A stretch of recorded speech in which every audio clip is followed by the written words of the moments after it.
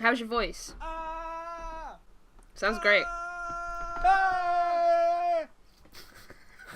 Hello, everybody. Welcome to the Permadeath podcast. Sorry. As you can tell, it's been a long time. It really has. If you're Longer than we wondering, meant it to be. Yeah. Yes. Yeah, it's just usually monthly. I've been keeping you busy as listeners with weekly. This is not weekly. There is no weekly this week. If you didn't notice, if you woke up, I try to have them up on Fridays. If you woke up and you're like, "Where is it? Where is it?" I was Check like, back. well, it just must not be Friday today. Yeah. Yeah, I know. I've been going to work for the last 3 days thinking it must not be Friday yet. Sorry for ruining everybody's concept of time. But I am Bill Conway, as always, joined by Kinross and Abby. How are y'all doing on this Sunday evening? If you're British, The eve of the end of Game of Thrones to date this video. we're I'm very doing good. tense. Yeah. Two of I'm us are. alright. One of us couldn't care Very less. tense. I don't have fingers anymore. So I had to hit record with my nub. Is that a nickname? No, dude. I should have said my stump. My stump that sits on the edge of my wrist. Because I guess is nub like slang? I know like you guys say knob and stuff like that. We don't say that over here. I don't know. We have a lot of words for dick, to be honest, in this country. One of them was your Dalmatian. Yeah, okay. Did you see the message in the Discord, Bill? Yeah, it's very, very, very funny. I think the listeners should know Okay, what so you're talking about. we'll talk about the game properly later, but I was playing Red Dead Redemption 2, and I had a horse in that game that looked like a Dalmatian, and I was like, oh my god, I had a toy Dalmatian when I was younger. I got it for my 5th birthday, and I looked at it, and I went, it's called Dinky. So I was like, I'm going to name this horse after Dinky. Still have Dinky. I went to type the name in, and it triggered the profanity filter on the horse names, so I can't call my horse Dinky, because apparently it's a slang word for dick in America. Which is funny because I never heard anyone say dinky ever. But I guess 50 states, one of the states, someone has to be dropping dinky constantly. Did you know that if you try to name your horse Sarah Jessica Parker or Sarah J. Parker, that also triggers the profanity filter? Oh my god.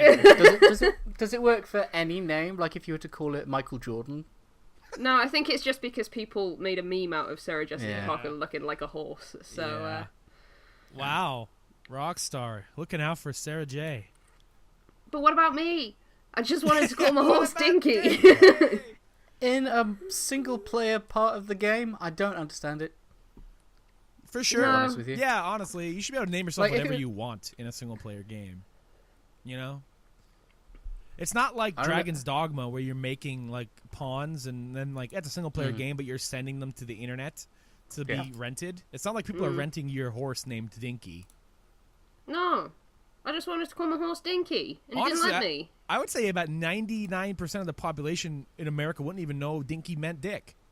I had to like go proper deep into Urban Dictionary to find it. I've but heard Winky before. Yeah. Yeah, but that's not That's the why same. everyone made fun of Tinky Winky from the Teletubbies.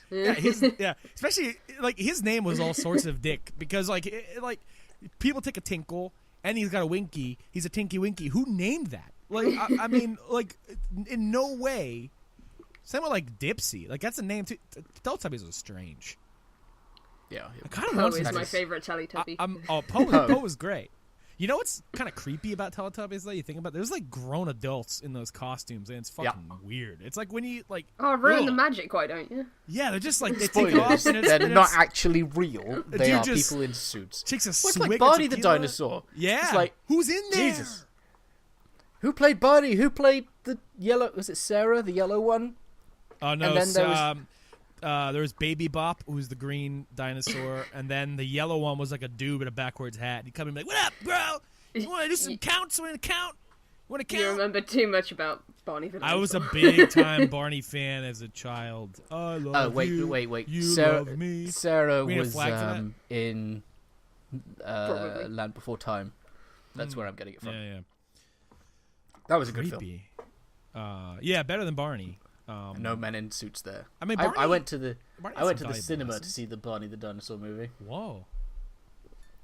I don't remember when. I don't remember why. Do you I hope Because you of were my like brother. 25. Do you remember old? It was they were chasing after a dude. Like, they had a magic egg that was like rainbow striped, and they had to stop an evil man from taking it because, like, over time the egg would activate, and they're like, oh, it's gonna be something beautiful, and I think it ended up being like some fluffy monster or something. It was horrific. But Do you remember? maybe that wasn't Barney. Do you maybe remember the old a fever creepy dream. Barney? No. So, like, I'm gonna link you guys an image in chat. This was what like Barney evolved into. Like this was Barney In 2 or from? in 2. This was like the Barney we all kind of know, right? Yeah. Yeah, there's that bloody egg. Okay, hold on. I gotta see if I can find this. Let me go to Cool Kives. I had an old podcast way back in the day with my cousin, and we had a whole episode. Yes. Oh my god, the website's still up. Holy effing shit! Look at. This was original Barney. Ew. Yeah. Yeah, absolutely. Oh, I don't fucking like it. Terrifying. Please delete that message. It is worse than goddamn Sonic. And that's it. To be fair, actually, that does look like Sonic. Just color swap the purple for green, for blue, the green for like white, and you've got yourself Sonic the Hedgehog. I 2019. don't like. No. I don't Here's what like I'm that. doing. Here's what I'm doing right now. For the listeners at home, I'm going to our Twitter and tweeting those 2 images out. and It'll make sense when the episode's yeah, out. and this will make sense when you hear the new episode. This Yeah. episode right now. Here we go. Oh shit. Sorry. Oh, I really don't like that one. I've got to. Yeah, I've got to it's- go away. It's Can you please get rid of it? It's nightmare fuel. Yeah, I can't hide. Like in I Skype, got you used to be you, I able to got you. hide messages. Do you Can't want? hide Do you messages. want? Do you want like good Barney still there? or- we that's can alright, keep 'cause- good Barney.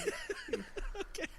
I think the biggest problem with old Barney is just how open his eyes are. Yeah, he's like, look into my Got no soul, eyelids, he's just like- children. Endlessly staring. There we go. All right, let's tweet it out. For people who care about being on top of the joke. I'm gonna retweet it, but I don't know that I like it being on my timeline. It's something. It's kind of a curse. And actually, wow, everything about that previous Barney picture is just absolutely terror. Like the Is kid's that you? face. Is that you? I wish it Phil? was me. I wish I You met. wish that you were next to that Barney. I wish I had met original Barney. 'Cause it'd be a good Original story. Barney reminds me of Mr. Blobby. You know what? Oh putting god, it out have you there. ever experienced Mr. Blobby? No. Oh, that's on every level terrifying. So What? the goal of Mr. Blobby was actually to satirize, like, kids' TV shows, and make the most repulsive character. Oh my god. But it turned out that kids loved him. So I actually have a story about. parks. I have a story about and Mr. Blobby. TV show. He's even got an album. I can link you the album. What is up with Oh kids? god, I have a story But about. all Mr. he Blobby. says is he Blobby. can say is Blobby. Yeah, Blobby and variations thereof. Is and it his voice Pokemon? isn't like cute and It's like, yeah, it's- sweet. It's like distorted and terrifying. Wow. I'm gonna have to send you a video of Mr. Blobby later. But he used to, like, in the 90s be quite a big character. So you'd see him, like, out and about. He'd just be there. Once he was at the bank and he was handing out sweets to kids, and I thought he was terrifying then. So I ran away. My mum had to chase me, but then I ran back, grabbed some sweets, and ran away again. Because that's how I roll. But Yeah, this is- he's always terrified me. This is OG Mr. Blobby. Wow, Oh, wow, God. that one's worse, dude. There's something about just tiny, lifeless eyes that are just... And that's what makes that previous Barney so terrifying. It's Well, just those tiny little death eyes. The good thing about modern Mr. Blobby, I guess, is that his eyes that you can see on his costume are actually googly eyes, so they kind of like Yeah. wiggle. Okay. It makes it a little... adds Makes it some a little levity better. to the horror. Yeah. In fact, I kind of want to find a video just so I can get Bill's reaction of what Mr. Blobby sounds like. Because you aren't ready for it. I promise you aren't ready for it. I would love to like get a Mr. What is his name? Blobby? Blobby? Yeah. Mr. Blobby? I would love to like just nail the interview with like the Mr. Blobby, the person who made Mr. Blobby. I want it to be a Permadeath exclusive. They've talked about it a fair bit, to be fair. Oh, but have they gone into it? The real story? Yeah, well, we don't know. Right. Oh my god. Hold on. We've been off the air for like 6 weeks, and it's gone. It's gone weird. Hold on.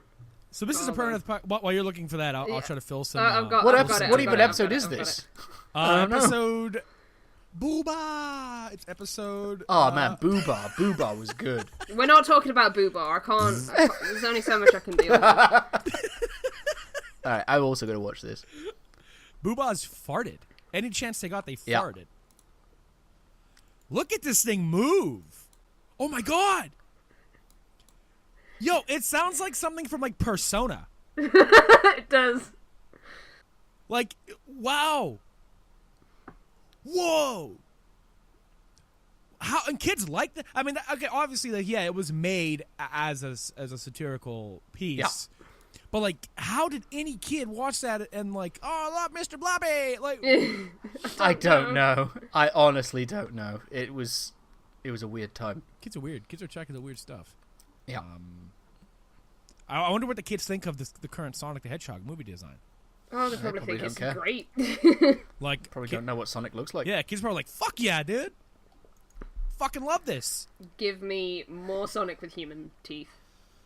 Welcome to the Permadeath Podcast, everybody.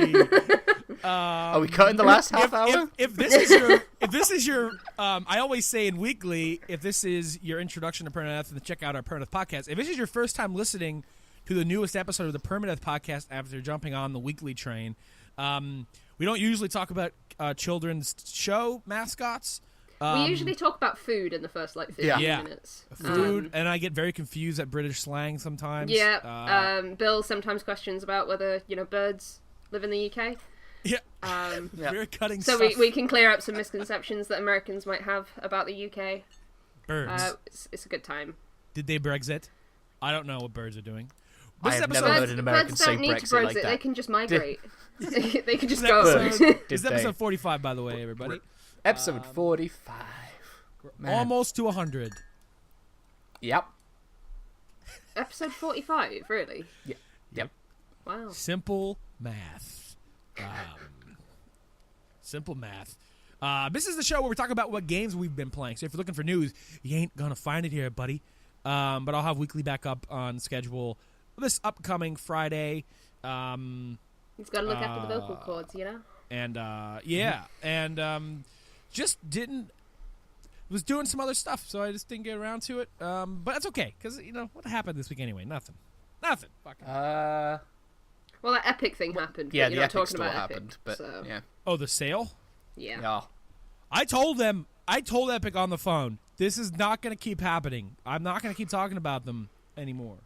I mean, they'll be happy to hear I spent some money on their store, though, in that sale.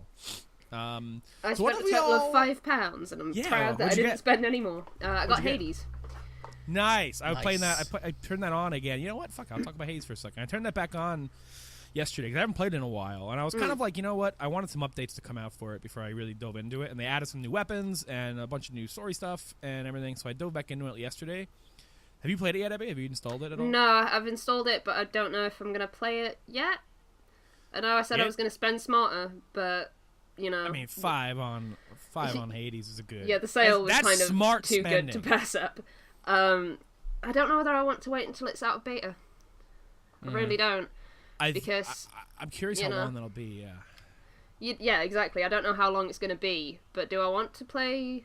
I mean, a half-finished game? I don't. I'll be fair though. Supergiant games, like even at an unpolished state, it looks pretty damn good. I mean, it's pretty polished. That's the funny thing about it is like it's an interesting genre too, because like the nature of the game and even the story right now is like you trying to escape the underworld, and you just keep dying over and over again. And there's so much story stuff slowly unveiled, and like it's not all finished yet, but the nature of it, and even it's early access almost fits the game's narrative in a weird way too.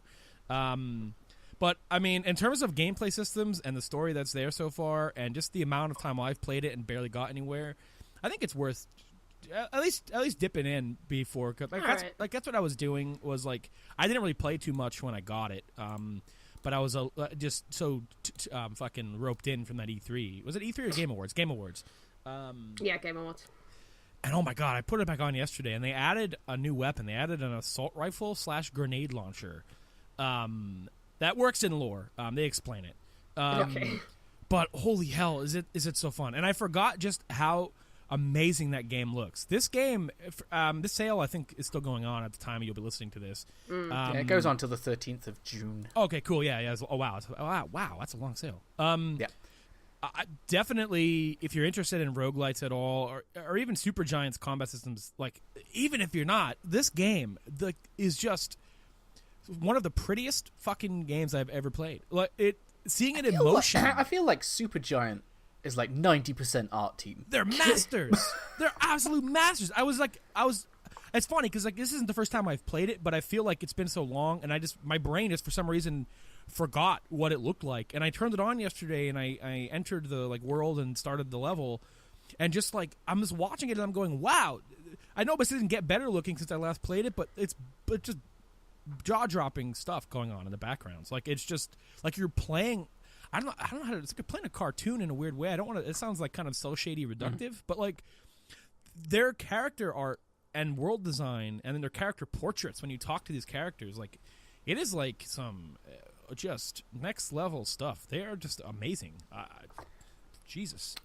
Jealous. I will say on the note of because we were talking yesterday about why devs and publishers are unhappy with the sale. Yeah, it's because a few more they've people just have come out. devalued the product like quite it's perceived substantially. value, Yeah, rather than like people not realizing, oh, this game is still worth £15, but they're getting it for a $5, so they think it's worth a $5. Yeah, if you look at it this way, people are going to say, oh, yeah, I could buy the game for a $5 now, so I can't afford it now, but why would I buy it when it's $25? I will say this though. When I can just wait for another sale. I will say this: lose money. We've had sales for like 20 years, so I don't quite understand. The problem honest. is with Steam sales, the developers and publishers set the prices, so they set the discount. But in the Epic case, Epic's taking the hit on this. Like it's their money. But like, the storefront doesn't like they've done better at explaining it, but like to the Joe blogs, they could go in and see that Hades is on sale for £5, which means in their head Hades is worth £5. It doesn't like it's not that. It's such a weird. It's a weird logic. It's such a weird thing. Like how simple. Get it. I mean, I get it, but at the same time, it's like I have to imagine human beings are a little more complex than going. It was $5 once, so now it's always worth $5. Like it's such a yeah, but consumers are not weird. Like I don't think consumers on a whole with that. For me, like in terms of where I've flopped on the whole Epic Game Store stuff, is like I really hate the way that they go for exclusives, but I think this kind of thing is very good, and I think like them going, hey, we're Epic, we don't want to take any money away from the developer or publisher. Like when these, that's why Steam sales have also gotten so bad too. Is like nobody wants to discount their games so much anymore because like the nature of everything, everyone will just wait for the sale, and then like people won't buy games when they come out. And I guess that's maybe where people are coming from. But at the same time, in this situation with Epic, the developer and publisher are losing they're not putting the sale on themselves at all, and they're still getting the full sale from it, as far as I understand. Yeah, I think what they are concerned about is losing future customers rather than the immediate gain that they get from it. Which I understand. I guess, but I mean, games that go on sale constantly, though. So it's just my big problem is, how do they have a sale on Epic Game Store, but they still don't have a basket? Like, you still don't have a cart. That's pretty bad. Like, it's just missing basic features, and I'm not enjoying how aggressive Epic is being in general. But I wanted to get Hades anyway. Yeah, trying to spend smarter. It came out a good time. So it's an interesting scenario because I think the sale is like fantastic in my opinion. But I also at the same time, I bought 5 games from it and I had to do each one individually, and it's like, come on, add a fucking cart. Like, what is this? Like, come on. Like, there's carts on people's fucking GeoCities sites, like, to buy their custom gems. Like, how is there no cart here? Like, it makes no sense. I just don't understand how they're being so aggressive with, like, getting exclusives and doing these, like, epic mega sales, and then I think not having a cart on the storefront. I think I think it's the easiest way for them to build a monopoly is not to improve the storefront. It is literally to throw money everywhere, get people on the store. But at the same time, like, there's a lot. I mean, I think if they had approached it where they aren't getting exclusives, but they have the same games as Steam, but here on Epic, you can get it cheaper because Epic's taking $10 off the game. I think that would drive people to your store more than exclusives, and I think it would generate a lot more goodwill. Because I think, like, let's say you lead with this kind of sale instead of you leading with buying everyone's games and removing them from Steam. I think you have a lot of people going, okay, well, they don't have this, but man, these games are real cheap over here, and it's like interesting. Like, that is the way that capitalism should work: is make people go where they could spend their money best. Yeah. Actually be competitive with one another rather than... Yeah. It's not competitive if you are stealing, quote-unquote, stealing the product from someone else. Yeah. For sure. I don't know. Anyway, Pluses, we talked about minuses, Epic even though Bill said he was done with Epic. Well, done on Weekly, Can't give them more attention, that's what they want. Anyway, I'll give them all the attention they want. It's the money that I ain't giving them. I'm a weak boy, so you give me good sales, I'll spend my money on you. That's just I would too. I don't blame you. To be honest, they actually don't have that much stuff on there that I'm particularly interested in at the minute, so I'm just getting Hades. I'm tempted by Hades and Hex. John Wick Hex. Yeah, I got John Wick, I got Hades, I got Satisfactory, I pre-purchased After Party because I love Oxenfree, and that's just an amazing deal getting that like that before it even comes out. And do you get £10? Like, do you get a tenner off Outer Worlds? I don't think Outer Worlds is up for pre-purchase yet, is it? No, yeah, is it not? It's. I think it's listed under coming soon, so it doesn't have a pre-purchase price. If it is up for pre-purchase, then yes, but because I probably would have picked up Journey, because Journey is just one of those games that I want to play. But that's under the coming soon thing rather than pre-purchase. So, but yeah, it works on everything as long as it's over £15 or whatever. Yeah. Yeah, so you can't get The Witness for a $5 because it's been discounted to $14.99. Oh no, it's $13.49 for us, I think. Oh, okay. So you could, but I got The Witness for free like 2 weeks ago. So. Yeah, it was free in here. Anyway, should we talk about? Oh yeah, sorry, I was just scrolling through. Yeah, Outer Worlds is on the coming soon, not the. Yeah. Should we talk about some games? Yeah. Absolutely. What should we lead with? I have 5 things to talk about. Let's see. I've got 1, 2, 3, 4, 5. I'd say I have about 5 as well, but I assume some of those probably overlap with some of y'all. I have 3 at a push. 4 at a push. I really want to talk about one of mine. Do it. Is it Porsche? No. Okay. Red Dead Redemption 2. I really want to talk about it. I haven't had anyone to talk about it with for like a week. What are you talking about? We've been here. Well, I've been talking at you. Well, yeah. And then you've just been like, okay, you beat Red Dead already. You gotta stop.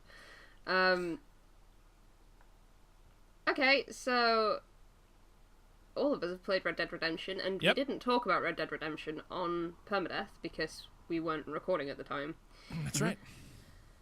And I one of those people apparently that just goes, "What's Bill's game of the year?" Because I guess I'll play that the year after. And 2 out of 2. It's been great. Yakuza 0 and now Yakuza Red 0. Dead 2. Red Dead 2. What was it this year? I it mean, was Red Dead this year, wasn't it? Yeah. We'll Yeah, see if she plays sorry. Resident Evil 2 next year. Oh, spoilers for January. Yeah, we'll see how the rest of the year shakes out. But looking likely. Yeah. So I said in our Discord chat I had a bomb to drop on you. Yeah. And I have 2. Firstly, Red Dead Redemption 2, had I played it last year, would have been my game of the year. Okay. Yeah! Sorry, Yakuza Kiwami 2 and 6. And I'm glad that I didn't play it last year, because I probably would have agonized over that more than I should have. Yeah. But the second thing is, I think I might like Red Dead Redemption 2 more than I like Final Fantasy 15. Oh!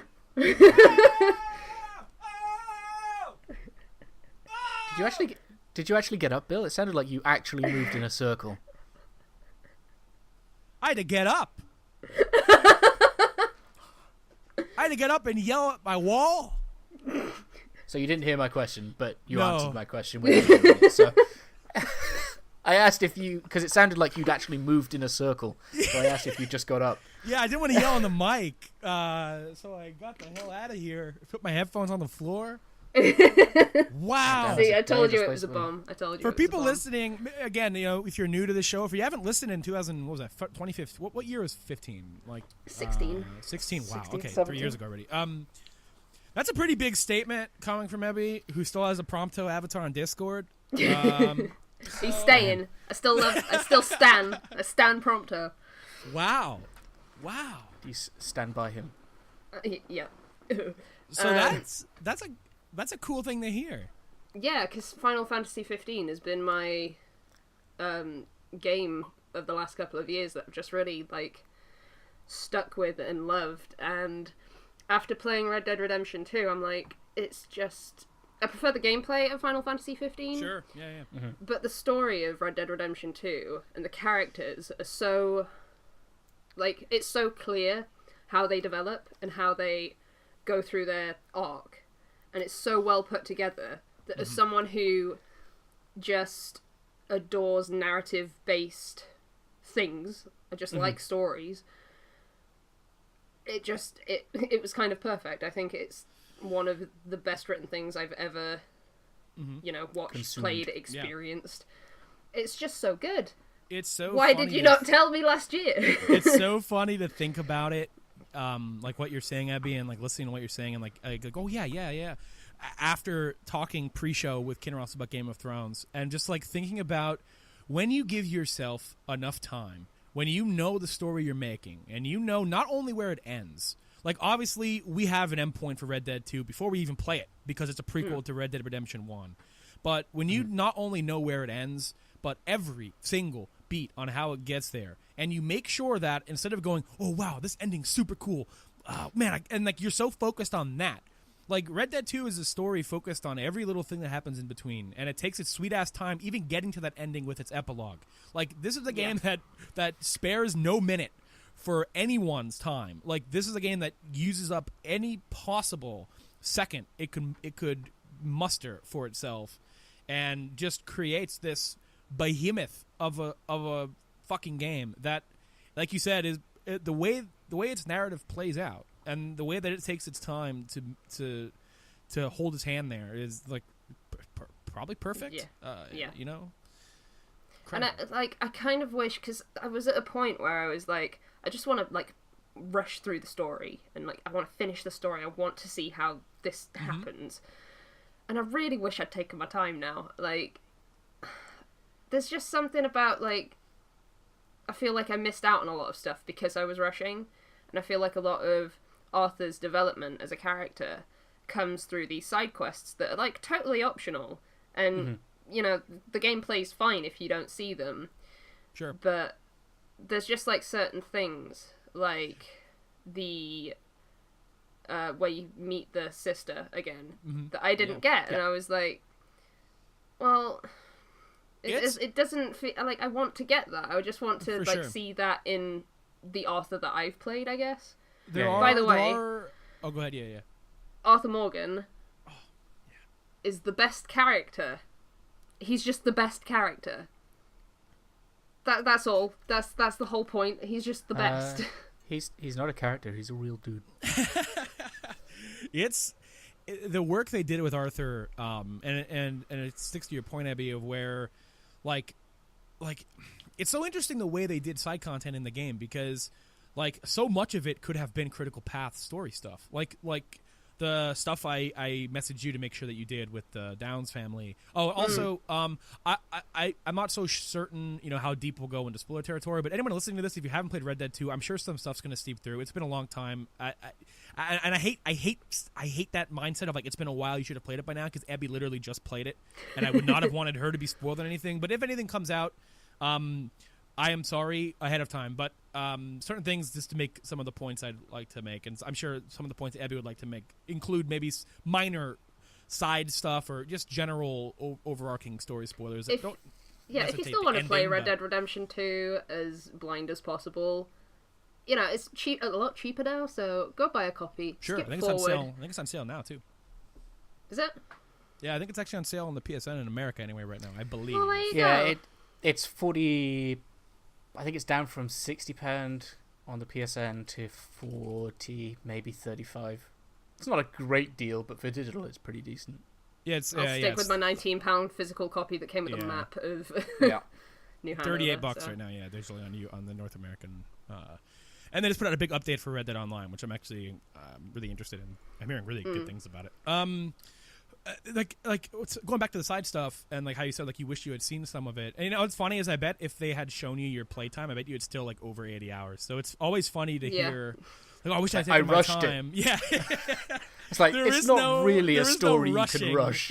There is no rushing Red Dead. You know what I mean? Sort of like I ignored a lot of the side stuff because I was so much of it. I just want to see what happens because there's a point. But that's the problem of like a good story as well. Is like I just want to see where the story goes. Absolutely, I think you could run into that with God of War too, because so much of I'm the running side into it again in that game is so worth doing, and you get so many little conversations with Atreus and Mimir. Is that his name? Shit, I forget his name. Mimir. Yeah, Mimir. Yeah. So many great conversations out on the lake that if you're just crit pathing story, you probably won't get some of those. So, yeah. But God of War story and Red Dead story are so good that you like, oh my god, like after you end a major story chapter and it has so much forward momentum, how could you not want to keep going? And this game has so many moments like that. It's like a really good, just like page turner. And the part that I got to where I was like, I'm ignoring all of the side missions that I can was basically where you get to Saint Denis.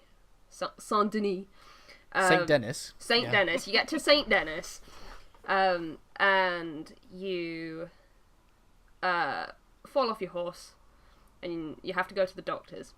Yeah, that's what I'm gonna say. I didn't want to put the game down as soon as that happened. I was like, oh my god, for sure. Oh my god, like. How do you deal with a broken leg in the Wild West? There's an amazing moment in that story where after that moment and just a lot of the side content just carries on like an entirely. I love it. I love it because a lot the arcs of Red Dead 1 were like John kind of redeeming himself and saving his family and trying to leave that life behind, whereas a lot of Arthur's development is like he's in the middle of that right now and there's no leaving it behind. It's mostly trying to not fix his mistakes, but like redeem himself as a person in a way that reaches out to others. And I think after that moment and after the realization of just the things going on in Dutch's gang, a lot of those side activities, and one in particular is probably my favorite in the game. There's just something about it. I don't know, the tone of it and just the sheer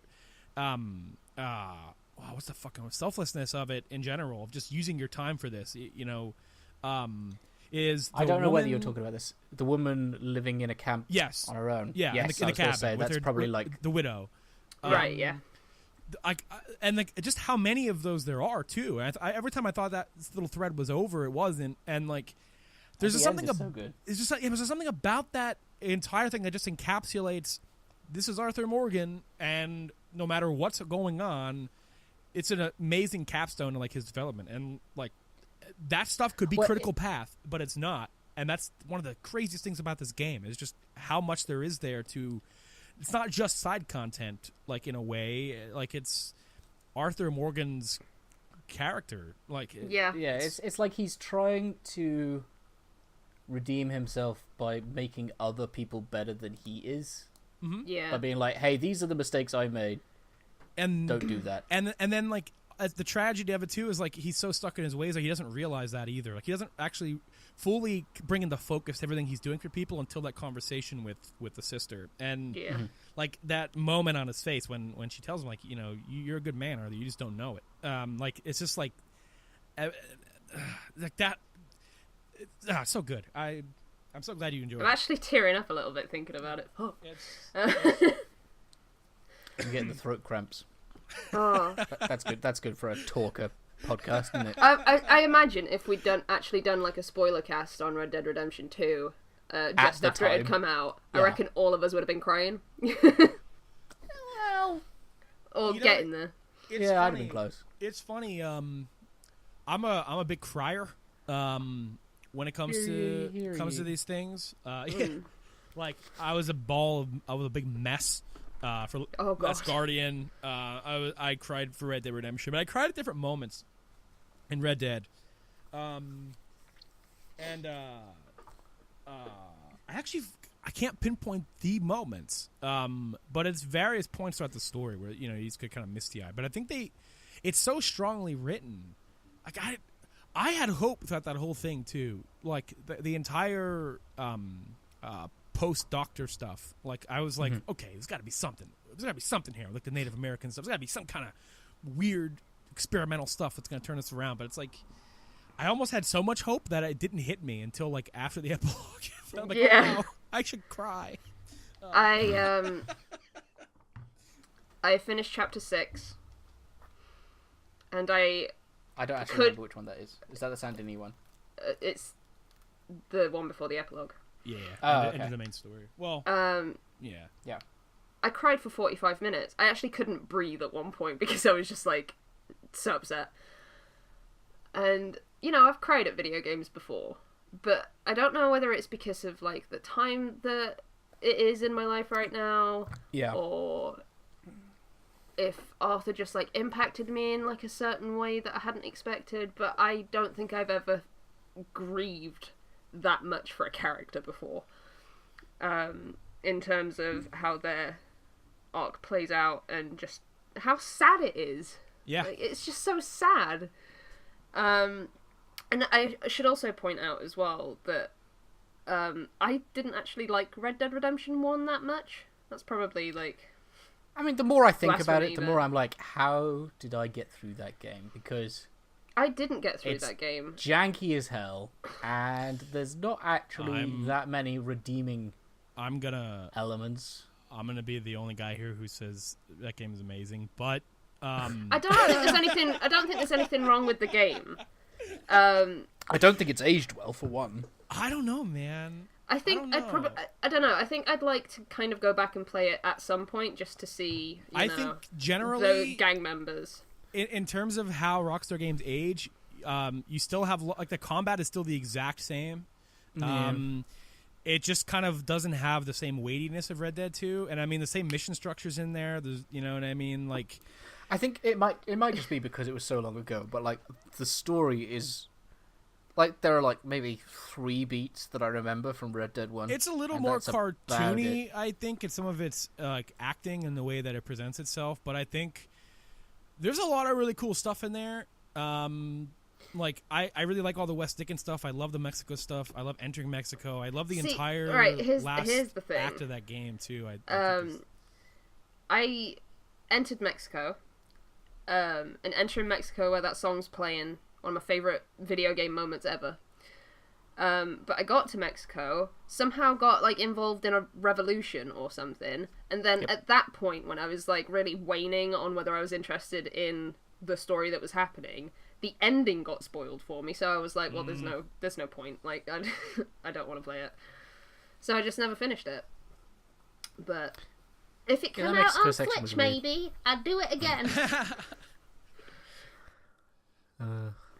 They did LA Noire. They could put Red Dead Redemption 1 on Sure. Switch. Yeah. And they should. Yeah, they should, because I kind of want to play it more. But I do think Dutch's character model in Red Dead Redemption 2 Oh, yeah. is one of the in Red Dead Redemption 1, sorry. Yeah. Is one of the worst character models in the Rockstar- entire Rockstar Like, catalog. he looks almost like OG Xbox. I mean, Almost Rockstar last gen had a fucking until GTA 5 at the very, very, very, very, very end of the generation, just made ugly ass characters. Like, even everyone in GTA 4 just looks like they're swollen. It just looks bad. Like, Yeah. I mean, I guess the only I guess not every character in Red Dead is victim of that. Like, I think Bonnie's character model looks okay, and there's John plenty of looks characters in there great. yeah. John looks pretty good. But, like, they sprinkled throughout their games, they just have some ugly ass. And, like you said, Kinross, like, original Xbox, like, Dutch's character model in Red Dead 1, yeah, straight up looks like he walked out of Grand Theft Auto 3. Like, you better drop, brother. Who was the other one? From the FIB. He shows up in Red Dead 2, but in Red Dead 1, his model is he looks sort of like Taft. I keep thinking he's called Taft, but he's not. Is it Ross? Yeah, Ross. Yeah. Ross looks awful in Red Dead 1. Like, Yeah. legitimately bad. There's another thing I wanted to bring up about Red Dead 2, actually. And that was, I really wish that I didn't know about the 100-hour work weeks that they went through. Yeah, prior it to definitely playing it. sours an experience. Because the you know crunch. how everyone, when the game came out, was like, oh man, the details in this game, they're amazing. Your horse has balls and they shrink when it's cold. Like, imagine that detail in a video game. And everyone was like really impressed by the little stuff like that. And then, they came out and said, we've had 100-hour work weeks and it's been Spent on those balls. Yeah, and a lot of the we time I basically was playing killed the people game. over horse balls. Yeah. A lot of the time when I was playing that game, when I was playing Red Dead, I was like, could they have cut this out and maybe not had 100-hour work weeks? Like, did they need this in here? Sure. Like, was this worth putting people through so much stress? And I mean, Which is why I don't know if it's bleep this if you think it's a spoiler, but when you go to I was thinking, how many months went into making this section that feels overall kind of pointless?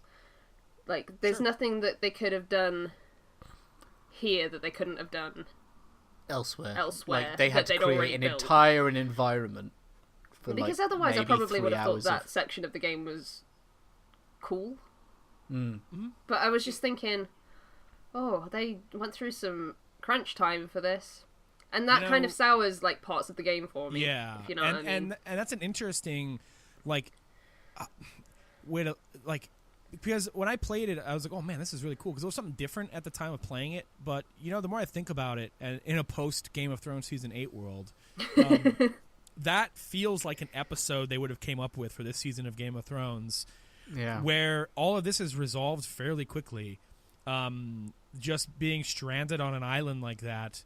And, like back in the Old West, like, you're there, like, in game time, they're there, like, a day and a half or something, and they, like, lead this entire revolution and then just leave. And it's like, how... I think I think they might be there for 3 days. Okay, yeah. I forget the 'Cause exact... I think I remember because 2 it feels night quick. times. Maybe it just feels quick in terms of, like, how long it takes to beat it, necessarily. Yeah. And I mean, guess- it might be that they fall asleep and 2 weeks pass in Yeah. that night. Yeah, But it yeah, just kind of felt like a fever dream. Yeah, it's interesting. Interesting direction. Again, I don't think when you were playing that section of the game that you knew No. Sure. all of this stuff about the development of the game. Because, I can appreciate attention to detail and I can appreciate doing something different, but when I know that people have been overworked because of it, it kind of sours it a little bit, and I kind of wish I didn't know that until after I'd beaten the game, because then I could go, For sure. It's that's such a shame, but I still really loved every aspect of the game. Yeah, So. it's an ongoing thing that's going to continue for probably every game that we ever play now in the AAA space, and it's so unfortunate. Like, even reading the NetherRealm stuff, and not even the crunch, but just the shit they make them watch to make those fatalities. Like, that stuff came out, and like, it's just like, man, it's so hard to like it. I think the other awful part is that people are obviously very happy with Red Dead 2, and it's a great game. And then developers or publishers or whatever will be like, well, I mean, that horrific crunch was clearly worth it. We'll just keep doing it. Yeah, there's no way to rationalize that stuff because, like, I hate that. It's a shame. It's a shame that it seems like an inevitability that nobody seems to want to fix when it doesn't have to be an inevitability at all. I mean, like, generally the road leading up to the release date or, you know, your final go gold time is always going to be hectic, and there's going to be a hecticness to it no matter what you do. But that hectic nature doesn't have to last for months. And like, I would personally like expect it to last, like, projects at work that take place over the course of the entire academic year.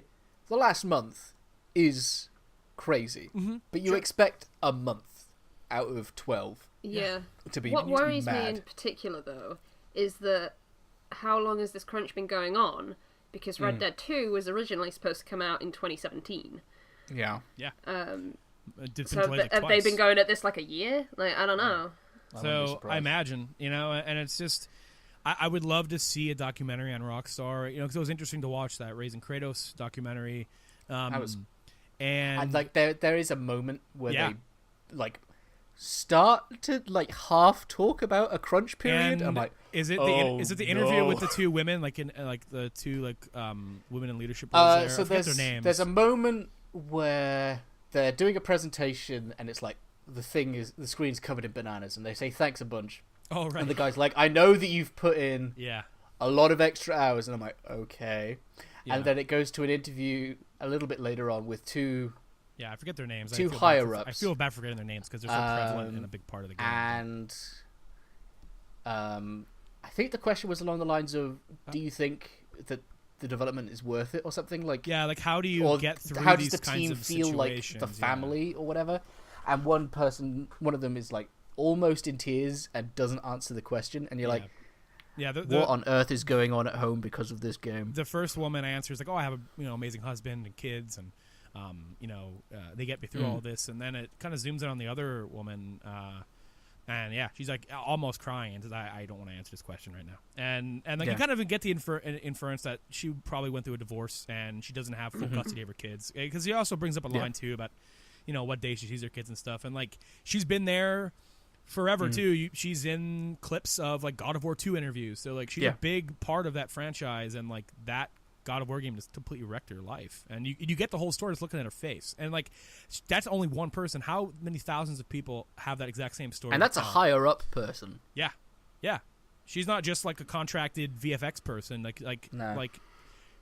I am sure in some world people in higher positions could maybe brought some of that on the lower people, but that's why it was cool to watch the documentary too, and just like I'm not saying it's cool for anybody to go through that, but it's nice to see them share the load there, at least in a way that gives you some kind of allegiance to your leader there. They have seem like a really tight team, but like but it does make me feel like, do I have to like temper all feelings of future games like, man, this is great, but do I have to like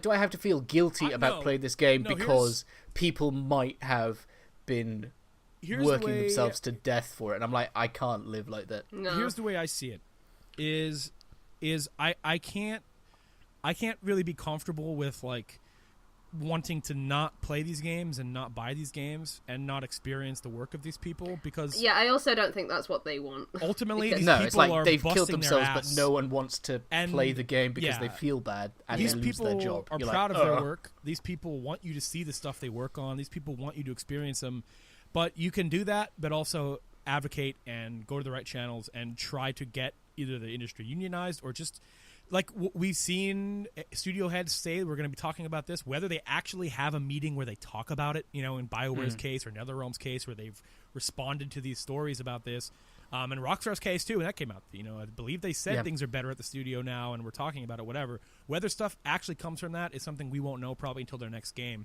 And in BioWare's case, who the fuck knows? But not BioWare. they're the curious case of what's the fuck.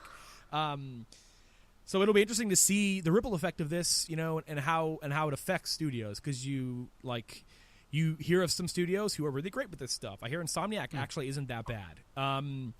I hear really horrible things about Naughty Dog, which when it comes to their games, wouldn't surprise me at all. Surprise me at all. Yeah, No. not at all. So it's. But the point is, I've never heard anything about a Nintendo game. Sakurai. aside from Sakurai, but Sakurai might be self-inflicted. I'm not sure. Yeah, but... Sakurai is inflicting on Sakurai. Yeah, sure. So it's not quite the same. It's not like he's saying every single one of you guys is going to be hooked up to an IV and we're going to make this game. It's like he is doing that to himself.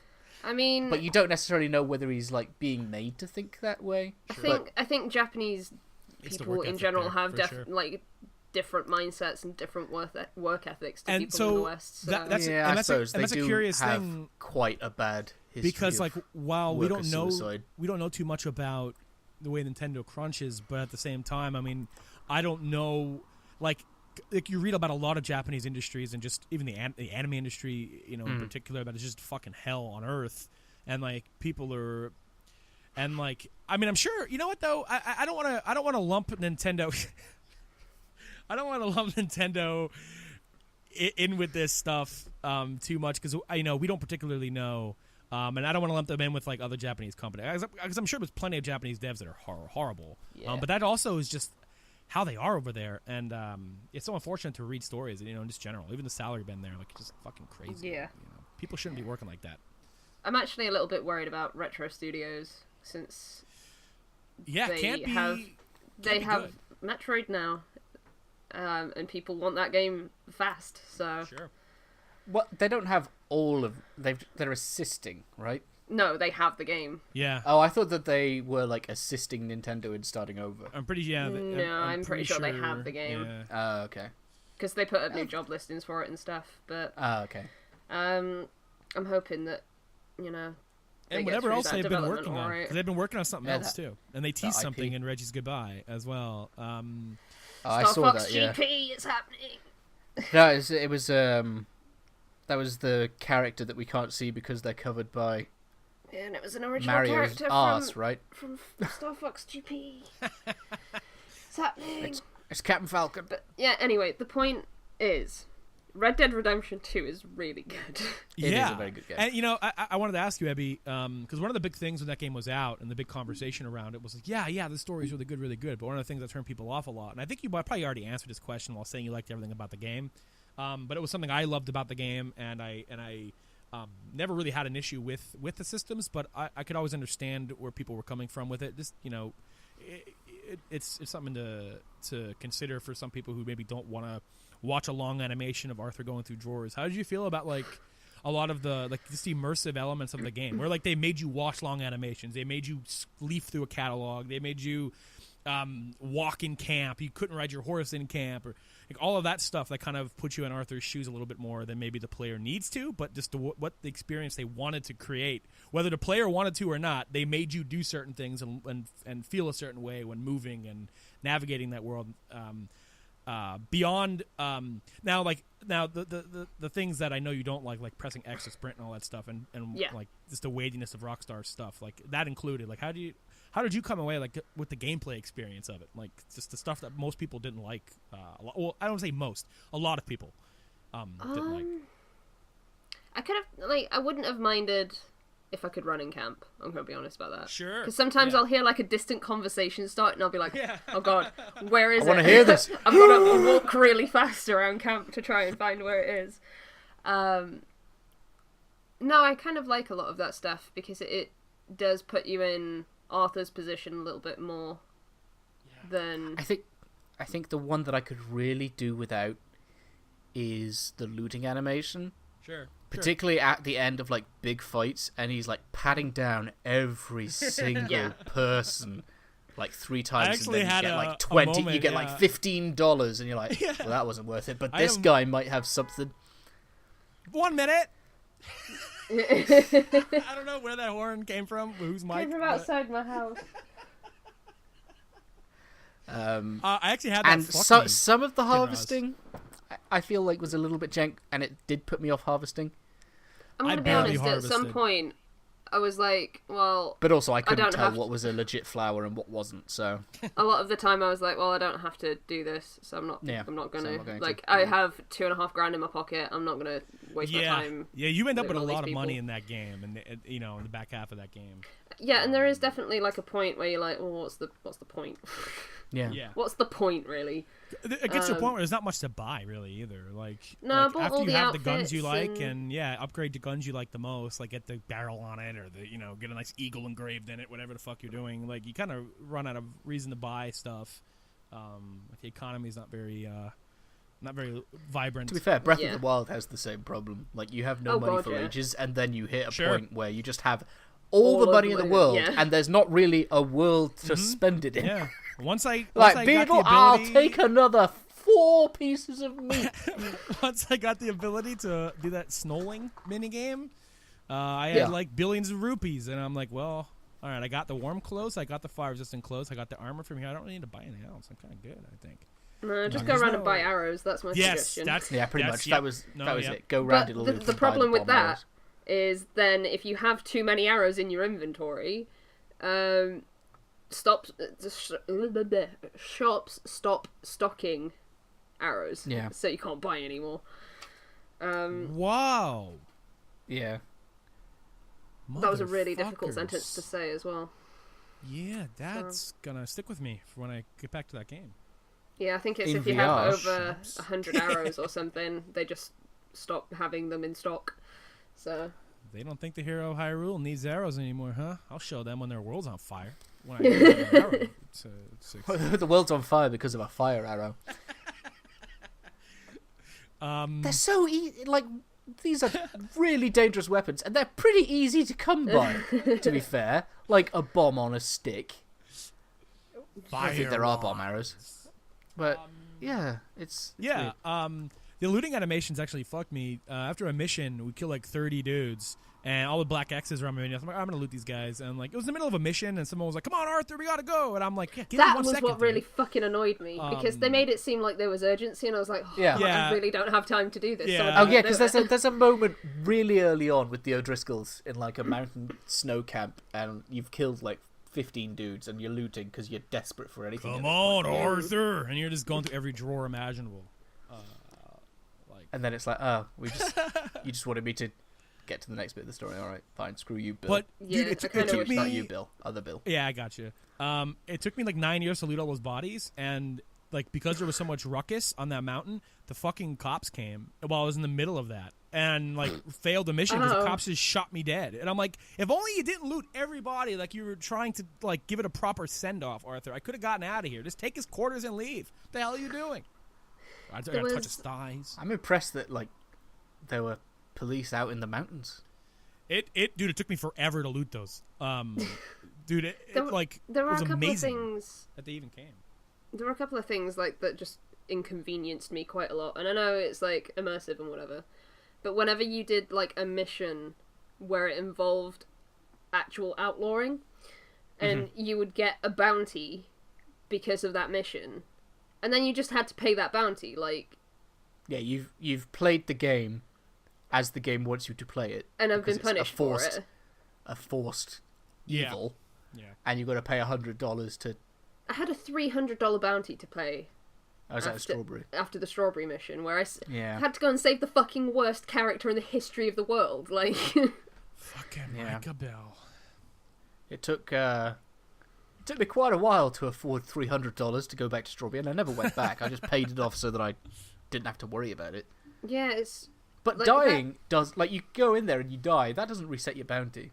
yeah. I thought, Just, oh, maybe someone took my corpse before it reanimated and got the bounty. But no, I have to pay my own bounty.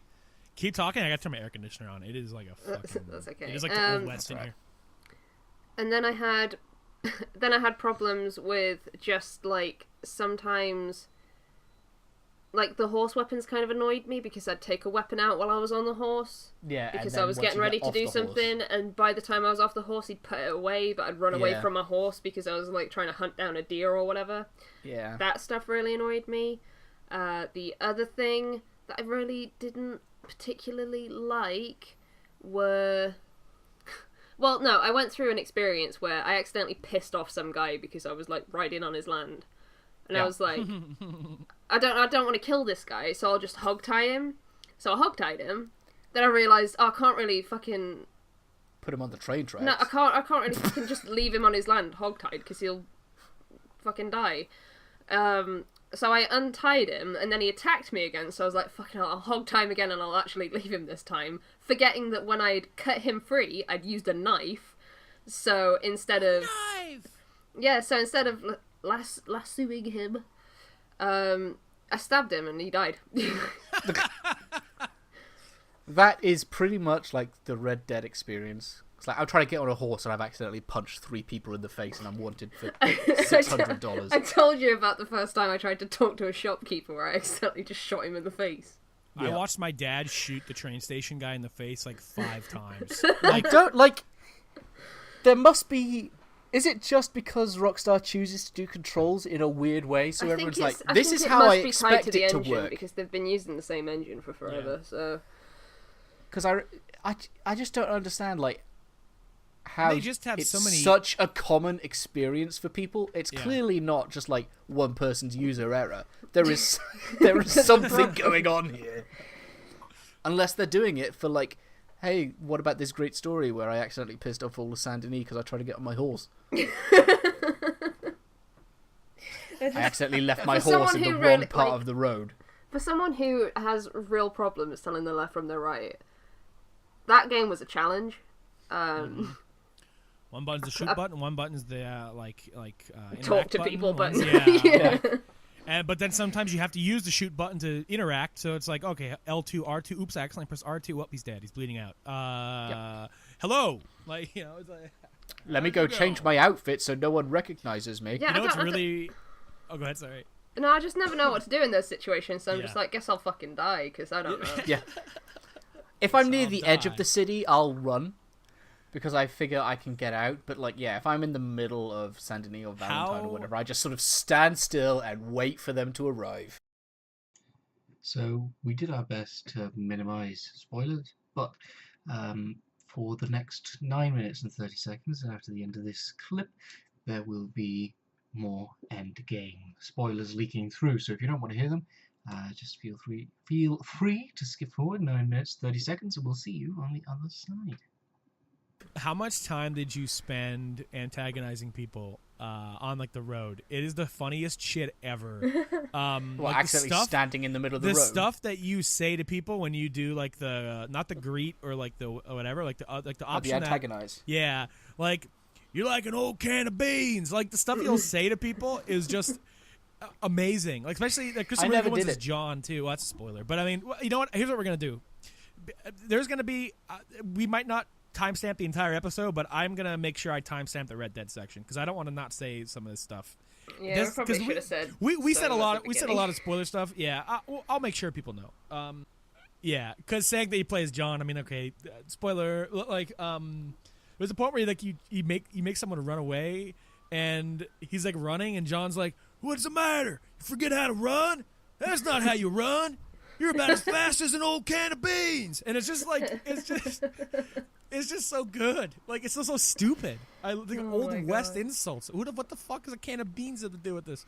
I did watch some videos of just like Arthur antagonizing people around camp, and people just like they get fed up of you and just like knock you out. The stuff you say to people that you can say to people is so mean. Like did you see some of the stuff that he says to Jack? Because he's just like, you don't look much like a Boston, do you? And I'm like, oh my god, you can't just say that. I honestly was playing Arthur is such a good guy. I never did ever John, considered I ran hitting around the antagonize button. But yeah, I didn't really fit his Arthur. Maybe if I play the game again, I might do it. But another thing that I want to say, and I think this is kind of the last thing that I want to say about it, without getting too much into, you know, turning this into a spoiler cast. But I'm at the time when I finished chapter 6, I was like, the game needs to end here because I can't deal with this anymore. But I am so glad that the epilogue exists. Hell yeah. Yeah. Because it would have been such a sad note to leave the game on. But then you get, like, you know, a couple of hours of putting fences up and... This is the life Arthur building a house, you know.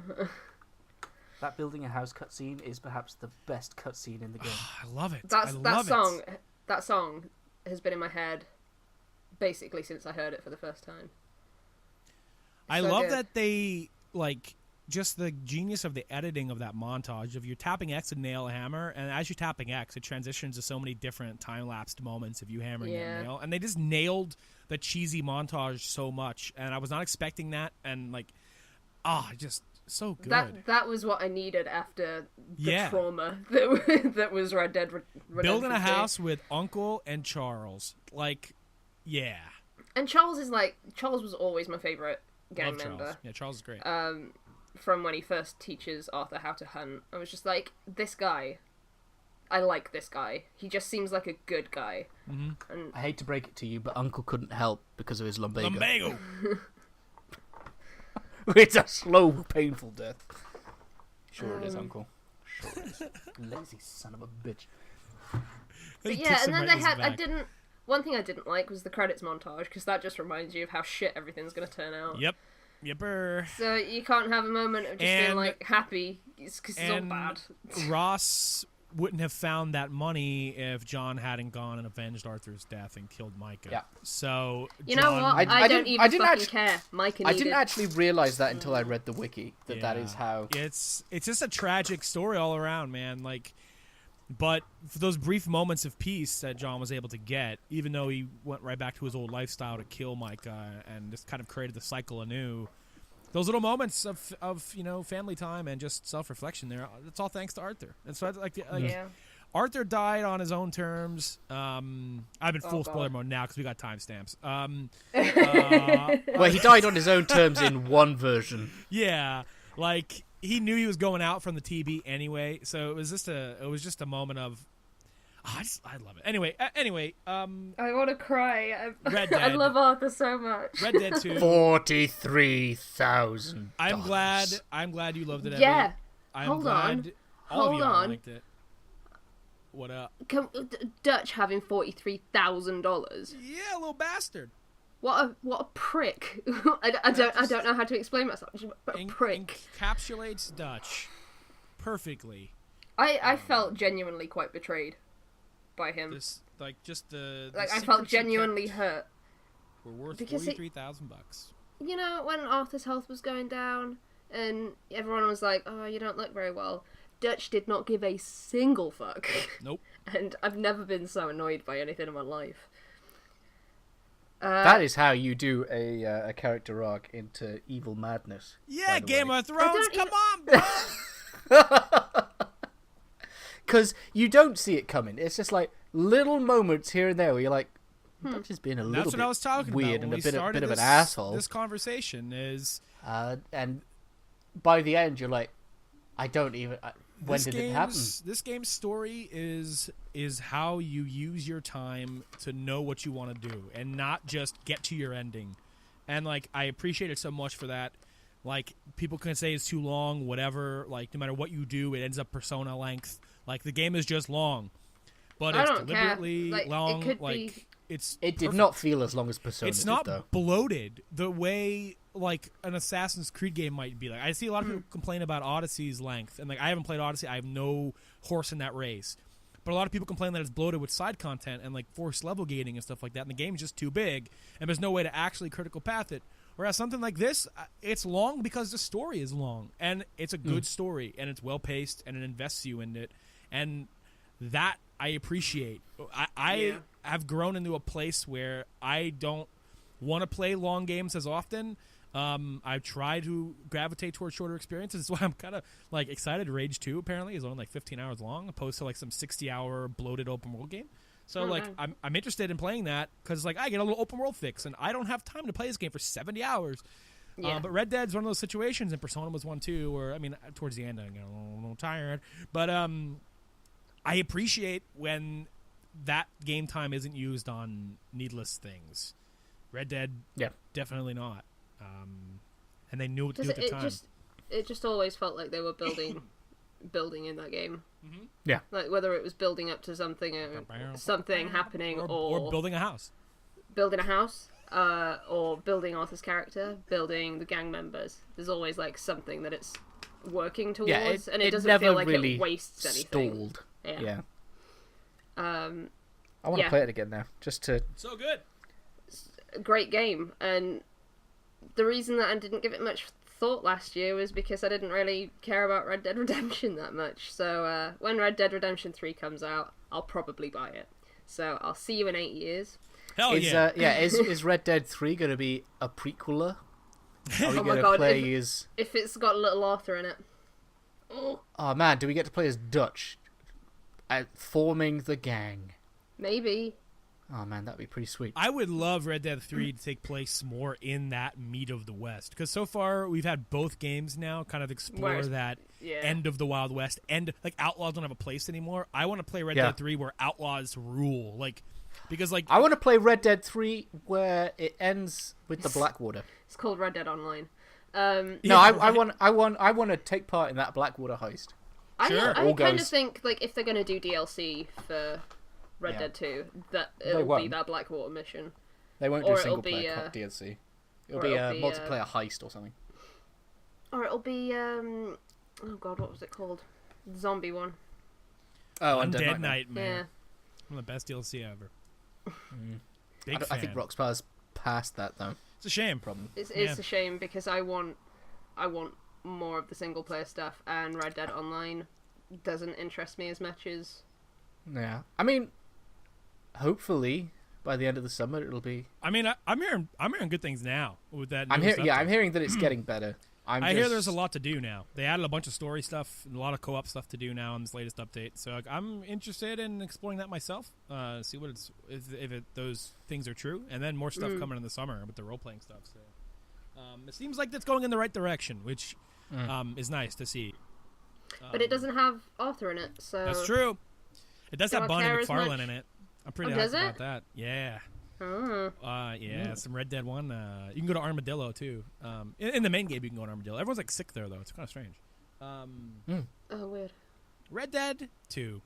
Fuck yeah. Very off topic, but I'm looking at my Animal Crossing amiibo, and I really wish the 3-pack didn't come with those fucking thrift store people. Yeah, I have no allegiance to them. I can't stand them. Are they llamas or alpacas? I can't remember. Alpacas? I'm looking at them, and I'm like, I hate these people. Sorry. One of them's called Cyrus, and I keep thinking the other one's called Miley. Maybe I'd like them. I don't know. I'm just looking at them like, why'd they come in a 3-pack with KK Slider?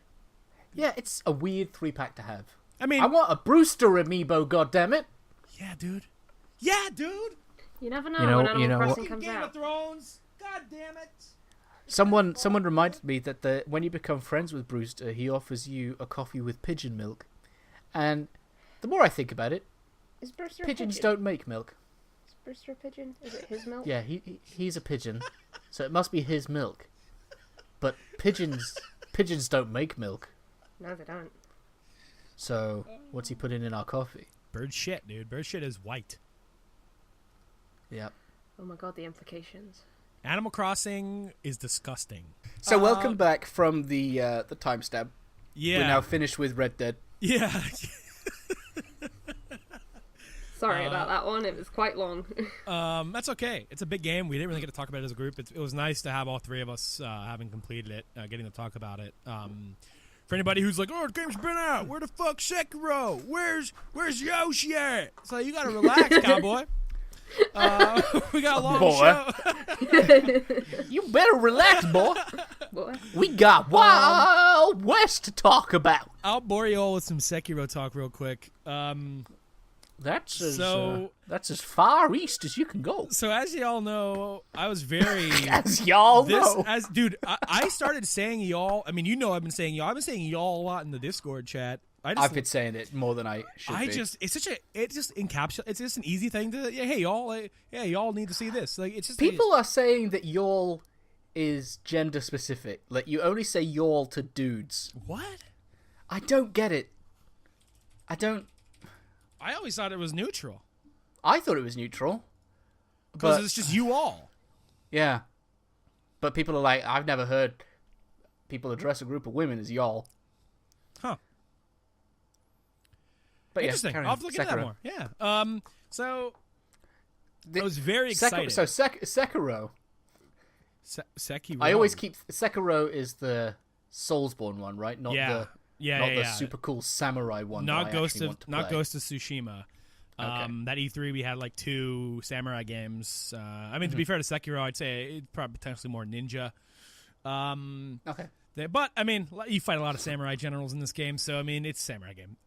Yeah. So this is a game very, very excited for, very hyped for. I love From Software stuff. Bloodborne is one of my favorite games of all time. I have not beaten a Dark Souls game. I'm very close to the end of Dark Souls 1 Remastered, still chugging away at that. But I generally like the From Software stuff where they kind of work within that same framework, but work outside of it at the same time. Like the stuff they did with Bloodborne and the changes they made to the mechanics there, and just the aggression that Bloodborne brought to its combat. Whereas, like, kind of in the first Souls game, it doesn't really exist. It's very defensive. I mean, you could play more offensively, but it's not built that way. Yeah. It doesn't have mechanics in place to reward the aggression the way Bloodborne does with the visceral attacks and the health regeneration and all that stuff upon instant clapbacks, pretty much. So I was excited for Sekiro because it was a game again working in the same framework. And I want to preface this because I see a lot of the conversation around Sekiro is that it's not a Souls game. Stop treating it like one, or it's not in the Soulsborne thing. Stop treating it like one. Because it's got a story. I have to wonder, like, what planet those people are on. And again, anything I say about this game, I'm very conflicted on Sekiro. I don't think it's a bad game, but I didn't come away from Sekiro liking it as much as I was enjoying it within its first 10 hours. But this game has, like, the same exact item system. It has, like, a very similar checkpoint system, nearly identical. It has a very similar healing system. The only things it truly changes, yes, are the story structure and just the nature of the combat is a bit different. But you can say the same thing about Bloodborne compared to a Souls game. So is it more? Because I've seen literally nothing of the game aside from like 2 minutes of my housemate playing it. Is it combat-wise? Is it more Soulsy defensy or Bloodborne offensy, or is it like somewhere in the middle? It's because you're a ninja. Yeah, it's an interesting mix, I would say.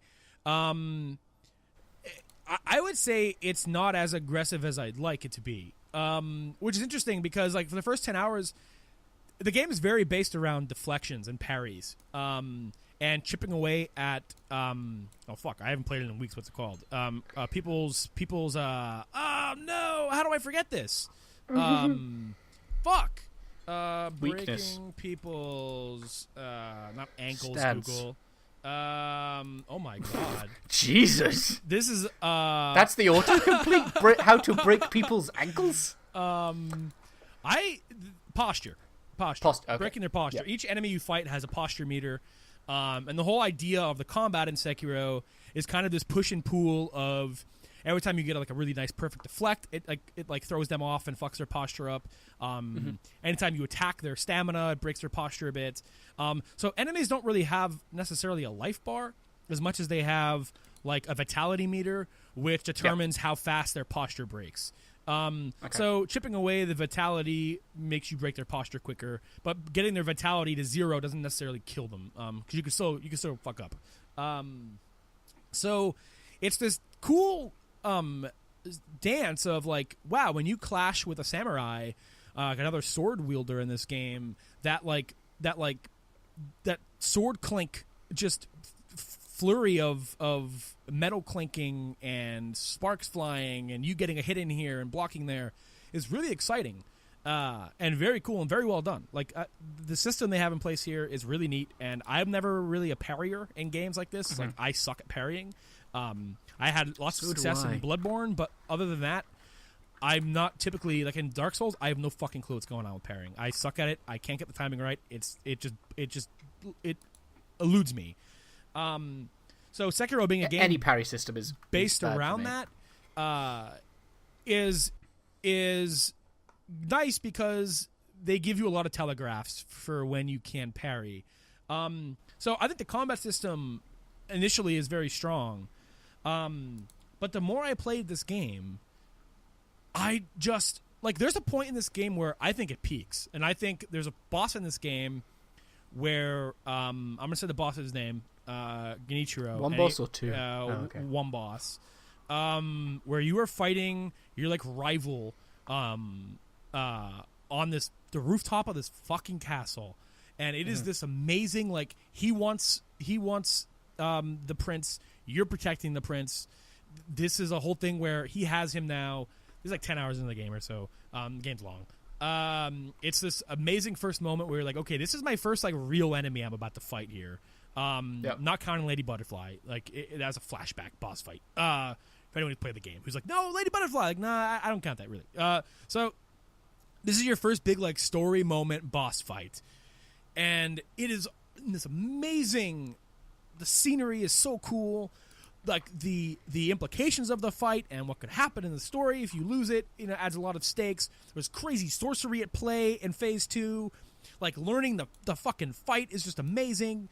And like, after I finally beat that fight, I'm like, wow, that was amazing. Like, that is like up there with some of the fights, some of the best fights From has ever made.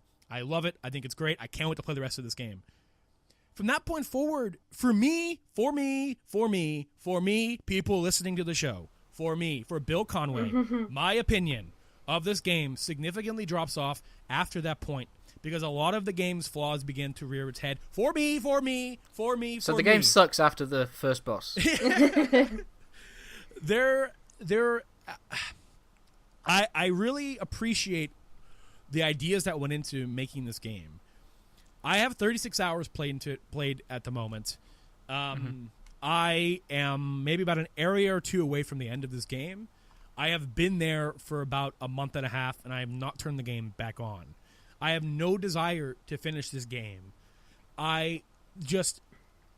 Even though they've broken form and added a linear story, you're not even invested in the story. The story I don't even think is that good necessarily in terms of the way they're telling it. I'm not saying the world is like, there's still a lot of lore in there that you get the traditional From way. They just so it's not like the story cutscenes are the only thing that makes the world. There's storytelling there, but I don't even think they're as like substantial as maybe one might expect from a typical. But that's just From's way, because From still has a lot of stuff in there that, like, okay, this is the way Miyazaki does things. I am so disenchanted with the combat system going forward, because the more I play it, I'm just kind of bored.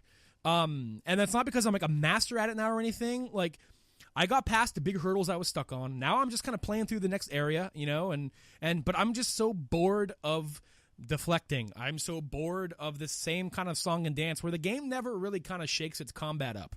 And one might say, well, Bill, why don't you do that yourself? There's plenty of prosthetics to use, which is like, that's the big addition to Sekiro. Bloodborne had the trick weapons and the guns. Sekiro has the ninja prosthetic that you have all these different additions for. The axe, the spear, there's like an umbrella, there's firecrackers, there's like a fucking weird fan mist thing.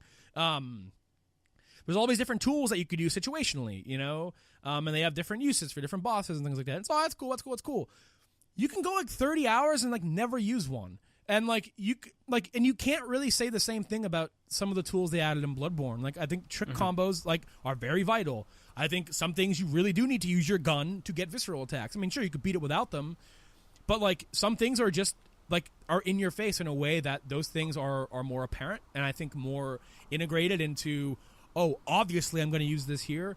Whereas some bosses, you don't even know that, like, for example, the spear can we use as a weakness on certain things. Like, you don't know. That stuff's not really, again, that sounds like something I'd want them to throw in my face. That's not really here. It's just practical uses of the prosthetic suck because it's on a fucking ammo-based, currency-based use system.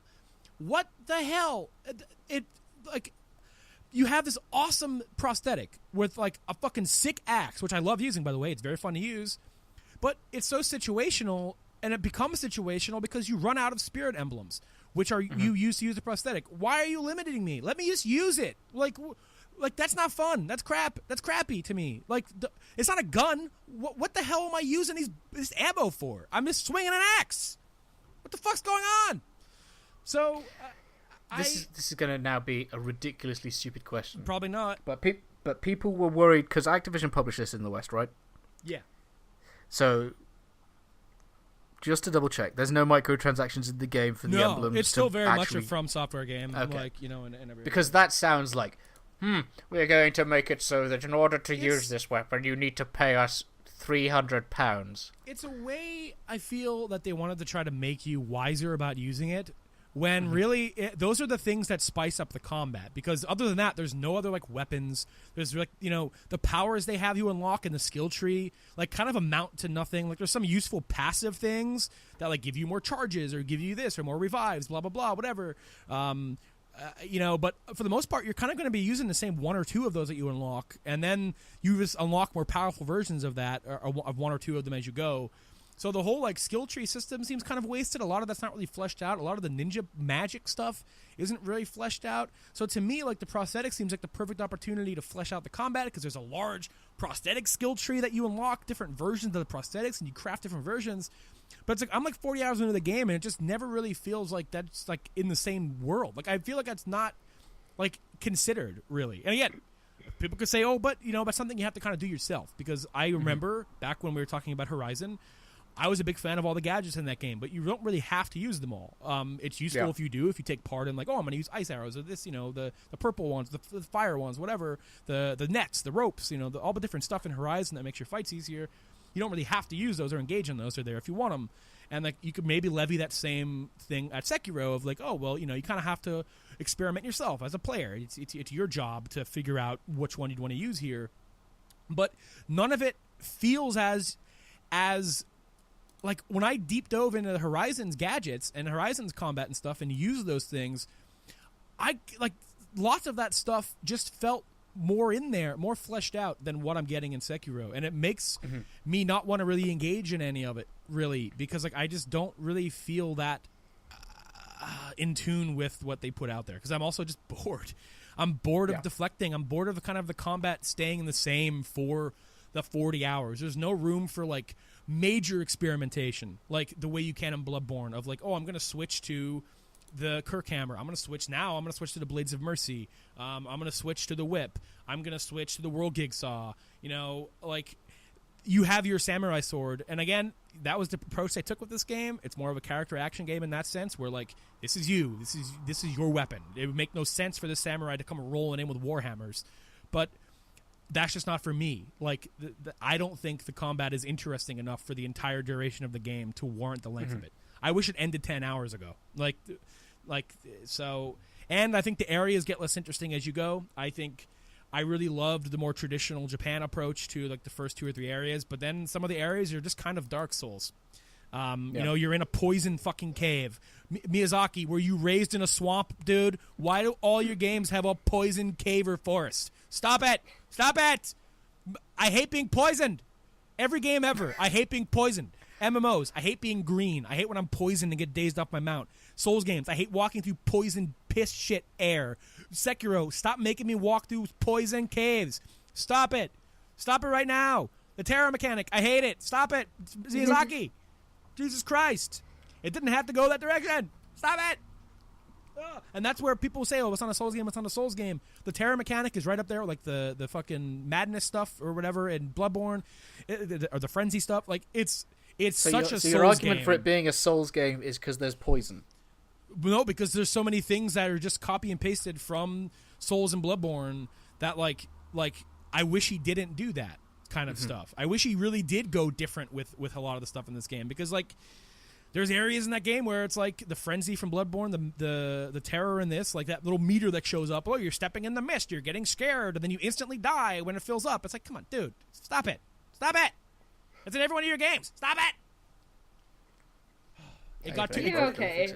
That's my concern. Are you okay? It got too samey for me towards the end. And a disappointment, because that was one of my big games that I was ready to call GOTY this year.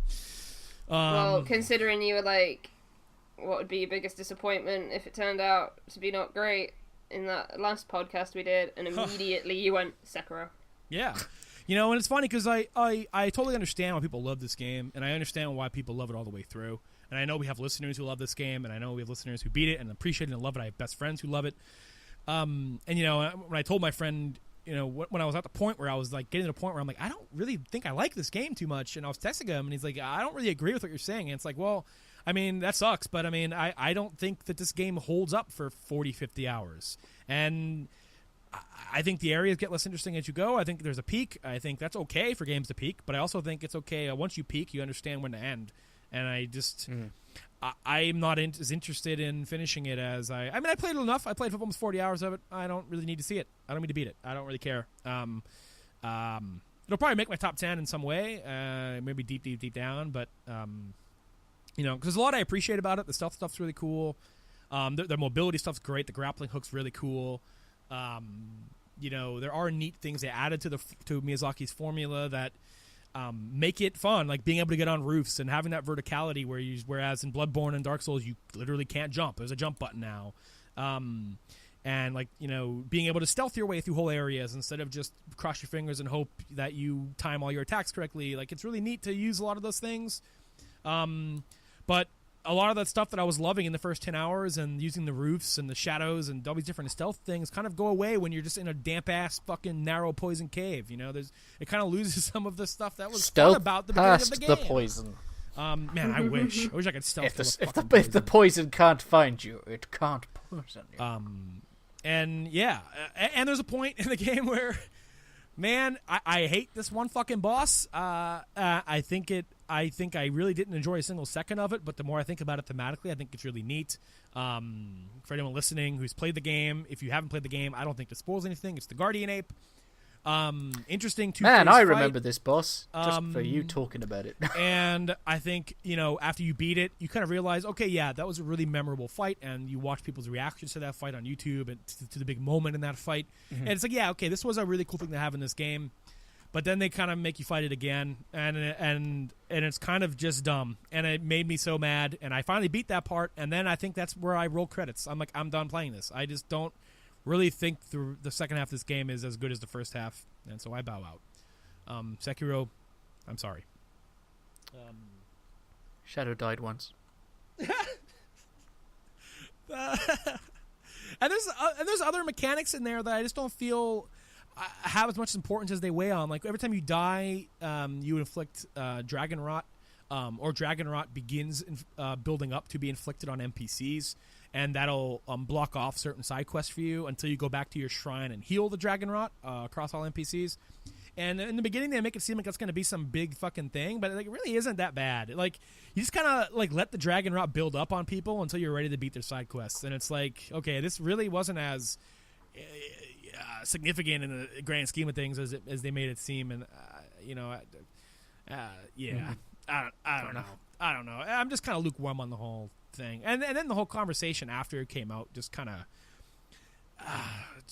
everything about it.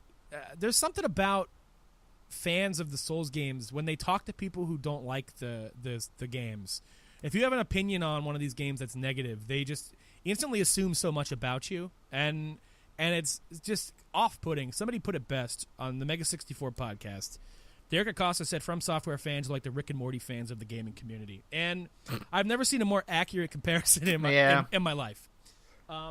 Because these things are amazing products, and there's total reasons why people love these things. But then if you have anything negative to say about it, it's either, oh, you're not smart enough to understand Rick's wubba-lub-dub and the quantum physics behind that, or in From Software's cases, you're not good enough. You don't understand what you're learning here when you progress through Sekiro or Bloodborne. It's like, no, I think I'm pretty sure I don't like it, so fuck off.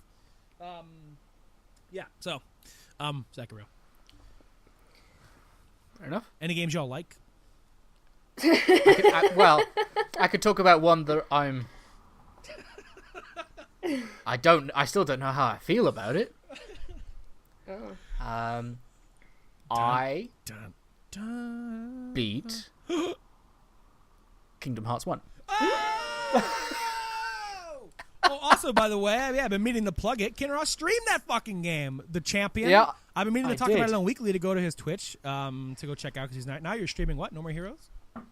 I'm streaming No More Heroes as a break from Kingdom Hearts. And what a break it's been. And it's been a pretty good break. Nice.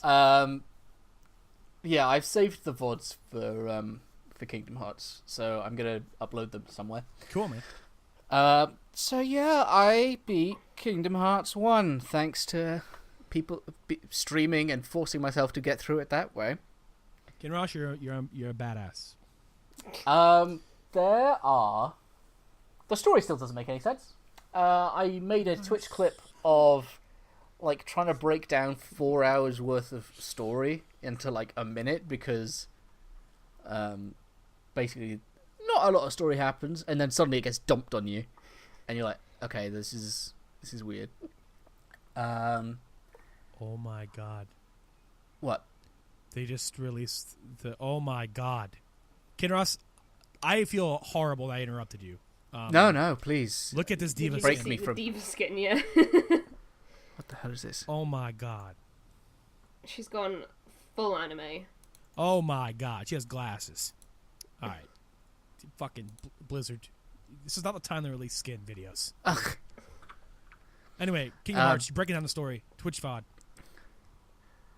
Yeah, sorry, I'm just realising I'm not going to be able to look at the Overwatch anniversary stuff just because Overwatch doesn't work for me at the minute. So yeah, the story happened. I have issues. Honestly, the worst part is because the credits song got picked up by auto detect or whatever. It muted that entire part of the VOD where I was explaining how I felt about the game. It sucks that there are no unique boss themes. Only you one don't boss. like that one song over and over again? Only one boss has a different boss theme, and it's the second to last boss. Like, not even the last stage of the boss. The last stage of the boss, it goes back to the same music you've been hearing for everything, which, when you're like, man, look at all these Disney properties, and then you've got Final Fantasy as well. They must be able to do some cool stuff with, like, Poor Unfortunate Souls, or literally any Disney song. And they don't. Yeah, Yoko Shimomura worked on that game as well, and she's a great composer. So I don't know what happened. I don't know whether they just thought it wasn't gonna do well, so why bother? But I don't know. They set that game up for a sequel immediately, so yeah, they did. I'm glad that I've beaten it because it means that I'm a step closer to Kingdom Hearts 3. Hell yeah, dude. The game does not play well, and there are many moments that frustrated me in the VODs of just the combat sucks. Until after a certain point, it sort of gets a little bit interesting, and then it just gets too hard again. And Alan came along in the final boss fight, and was just like, "Yeah, you should equip this item, and that'll make your life a whole lot easier." I'm like, "Oh man, that would have been useful to know forever ago." But like, there is nothing interesting in the way the combat works. It's so you're not like. I didn't hate my time playing it, but when I'm like, what did I enjoy? I'm like, okay, I didn't like the combat. I didn't like the story all that much because it didn't really happen till the very end. The music was frustrating. Sora's an idiot. I'm like, is literally the only bit I enjoyed seeing the occasional Disney character and shouting Goofy and him responding with "Thanks, pal." Is that the sum of my Kingdom Hearts 1 experience? And I'm like, I don't know. I don't know how I feel about this game. It sounds like it might be. So, I hear like Kingdom I played Hearts... 28 hours of that game or whatever it was, and I don't have like a strong opinion one way or the other. I'm like, how does that happen? I don't know. It was that short. I know. It didn't feel it. There are definite points where I'm like some of the worlds are like really interesting. I was watching you stream that Winnie the Pooh world. Looked nice. Yeah, the Winnie the Pooh world's nice. Shame it's locked behind finding bits in the world, and secret hunting. Because I would really like to play more Winnie the Pooh. That was like, I had some issues with the Ursula fight, and I chilled out in 100 Acre Wood, and you know what? it was really nice just to sit there listening to Winnie the Pooh. And what was I saying? Yeah, you don't know how you feel about it, basically. Yeah. Well, maybe, what the heck is the next one? The card. Well, the one I'm playing at the moment is the card-based one, Chain of Memories. Chain of Memories. Maybe Chain of Memories will make you either look back fondly because you'll miss not having to do a card game while you're playing. Oh, yeah, that's what I was saying.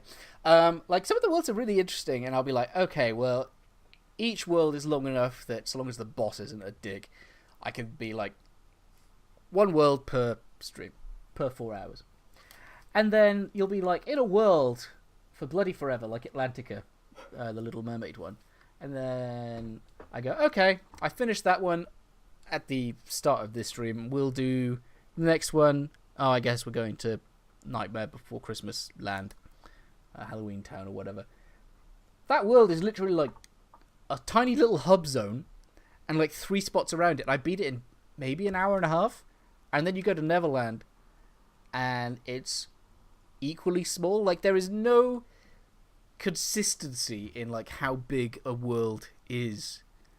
And I know Maze was a little bit disappointed at how quickly I beat Nightmare Before Christmas, because as a theme, because sometimes Sora, Goofy, and Donald get different skins.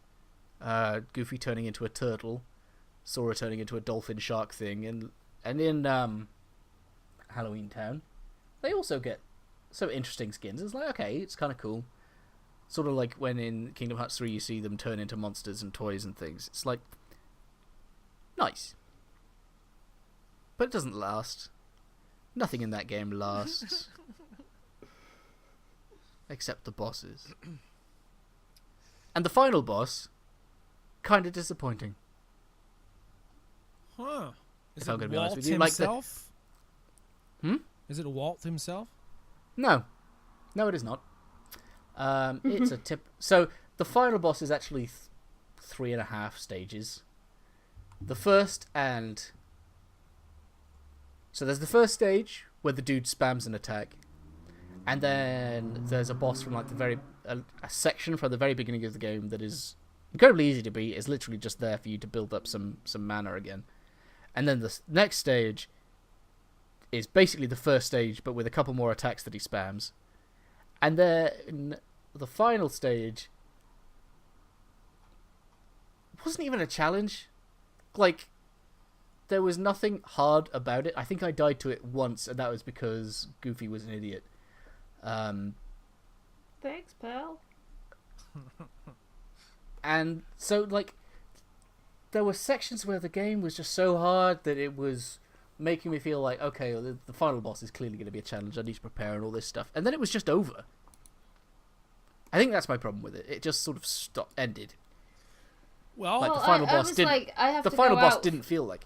Yeah, I was watching you play it, and I was like, I've got to go out for like half an hour. half an or hour. something. I've got to go get some lunch or whatever. I'm like, okay, no worries. See you later, Abby. And By I the was time I saying came that. back, you were playing Chain of Memories. yeah, I felt like, I think I said, man, it would really suck if I actually beat the boss this time, because I'd been struggling with it the entire previous stream, and like, first time through, I beat him, and then I beat the final boss, got through all of the credits, and it was like, man, that's only been like an hour and a half of the stream. Guess we'll start the next game, and Abby comes back during the opening credits of the next game. And I And thought it's it was like, oh, I the guess ending you beat it. credits to Kingdom Hearts 1. It was so quick. I don't But know. yeah, so I've got to be honest, me watching you play that game has made me realise I don't want to play Kingdom Hearts. I'm like, that's fair. Yeah.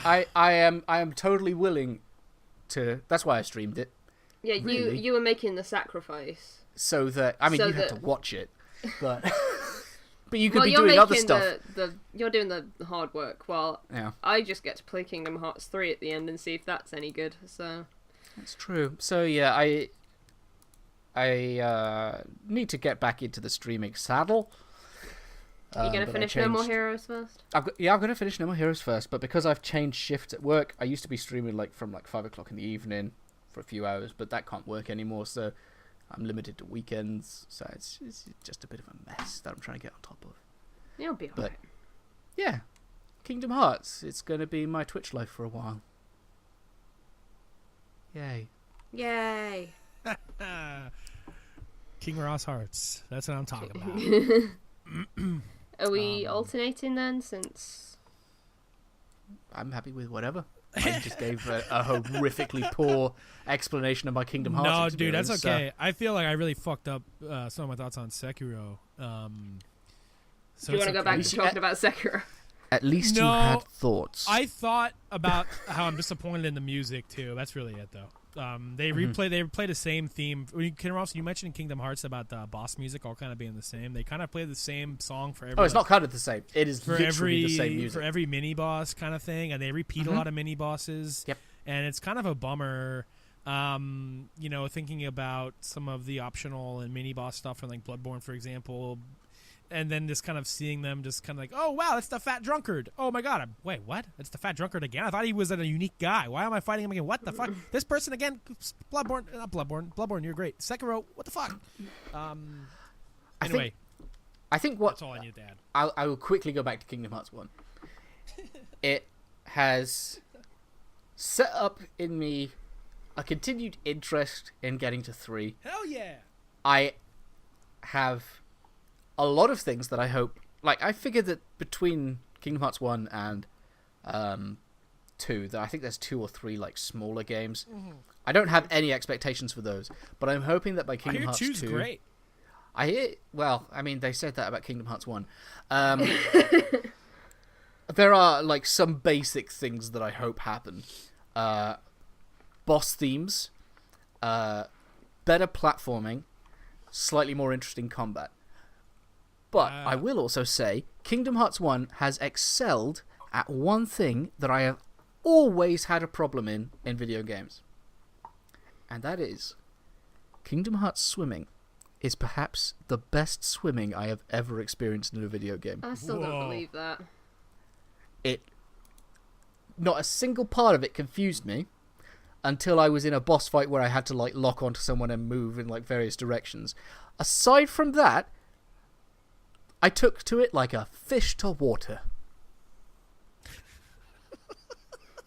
It felt amazing because like the moment that I knew that there was a Little Mermaid level, I was just like, oh my god, this is going to be the worst time of my life. It's going to be Wet Dry World all over again. And no, it wasn't. It was actually... Wet Dry World is in Mario 64. Oh, it's a water level. It's absolutely awful. No, it's fine. It's awful. It's fine. Mario 64 cannot swim. The water in that game. No. It's all right. It's as bad as Banjo-Kazooie. Banjo-Kazooie has awful swimming. And games with awful swimming insist on having entire levels dedicated to it. Water Temple, Ocarina of Time, Majora's Mask, Skyward Sword. Any time I have to swim is awful, except for Kingdom Hearts 1. So you know what, Kingdom Hearts 2? Give me a water world. Don't change anything. If you make it suck now... It's too late now. You're dead to me. Yep. So yeah, I'm looking forward to getting to 2. Nice. It's weird that... So, we... In Chain of Memories, we thought that they changed the voice actor for Sora. Turns out, no. It's been the same guy forever. Yeah. It's Haley Joel Osment. But his voice broke, unfortunately, between when that game came out and when they went back and did VO for it. So I don't know whether he's going to still have child voice in 2 or if he's going to have adult voice. It's going to be really weird. Find out. There's only one way to find out. So yeah. Kinross, I look forward to your continued journey. I wish you were in the game. I don't. I'm imagining Kinross model in the Little Mermaid stage with the fish tail. Oh, you want me in like a bikini? I can do that. Shells, yeah. I don't want that. I don't want it either. Abby, what you got? What you Take us away from this. I can give you a quick one and then follow it up with another quicker. Well, no, another short one. I just wanted to mention that I finished The Walking Dead, the final season. Nice. That finally finished. Yeah. Oh god, there's a spider on my wall. Okay, Oh, where no! are you going? Fucking Hello? It's the return of Epi And the raid. It's gone. I can't see it anymore. Okay, never mind. I was looking forward to animating that. No. Yeah, The Walking Dead, the final season, episode 4, the final episode. Yeah, I was super disappointed. I think I'm the only one who is super disappointed because I thought, well, there's 2 ways that this can end, and there are no other ways that this can end. And they went for the 3rd way. No, they went for one of the ways that I thought it was going to end. So I thought it was really predictable. I was watching other people play it, and they were like, "Oh my god, I can't believe that happened!" And I'm like, "Are you kidding? Do you know my story? It's so predictable." But the thing that bugged me about it was it didn't feel like it gave me a lot of closure for like a series like The Walking Dead. Bill will know because he watches the TV show. Like, sure, yeah. So how does that show end? Everyone dies, or random Right. happy ending, or So does it sort of cure? weirdly feel like they might someday make another season, and it totally makes sense for them to do that? Like, it's not closed off enough that they could do another one, even though they won't because Telltale's bust or whatever. Yeah, I think they could get away with it. I don't think they should. I definitely don't think they should go back to Clementine's side of the story, because like everyone was kind of wiped out on that story, to be honest. Because now that I've seen the no-clip documentary about Telltale, it makes a lot more sense, because they were retreading a lot of things a lot of the time. And apparently they were doing that because the first Walking Dead was so successful that they were like, well, why wouldn't we do that again? Right. Yeah. Why wouldn't we make the same game over and over and over again? Yeah, pretty much. And then people, clicked onto it, and Telltale went bust. So there you go. But yeah, I wasn't like particularly happy with how the season ended.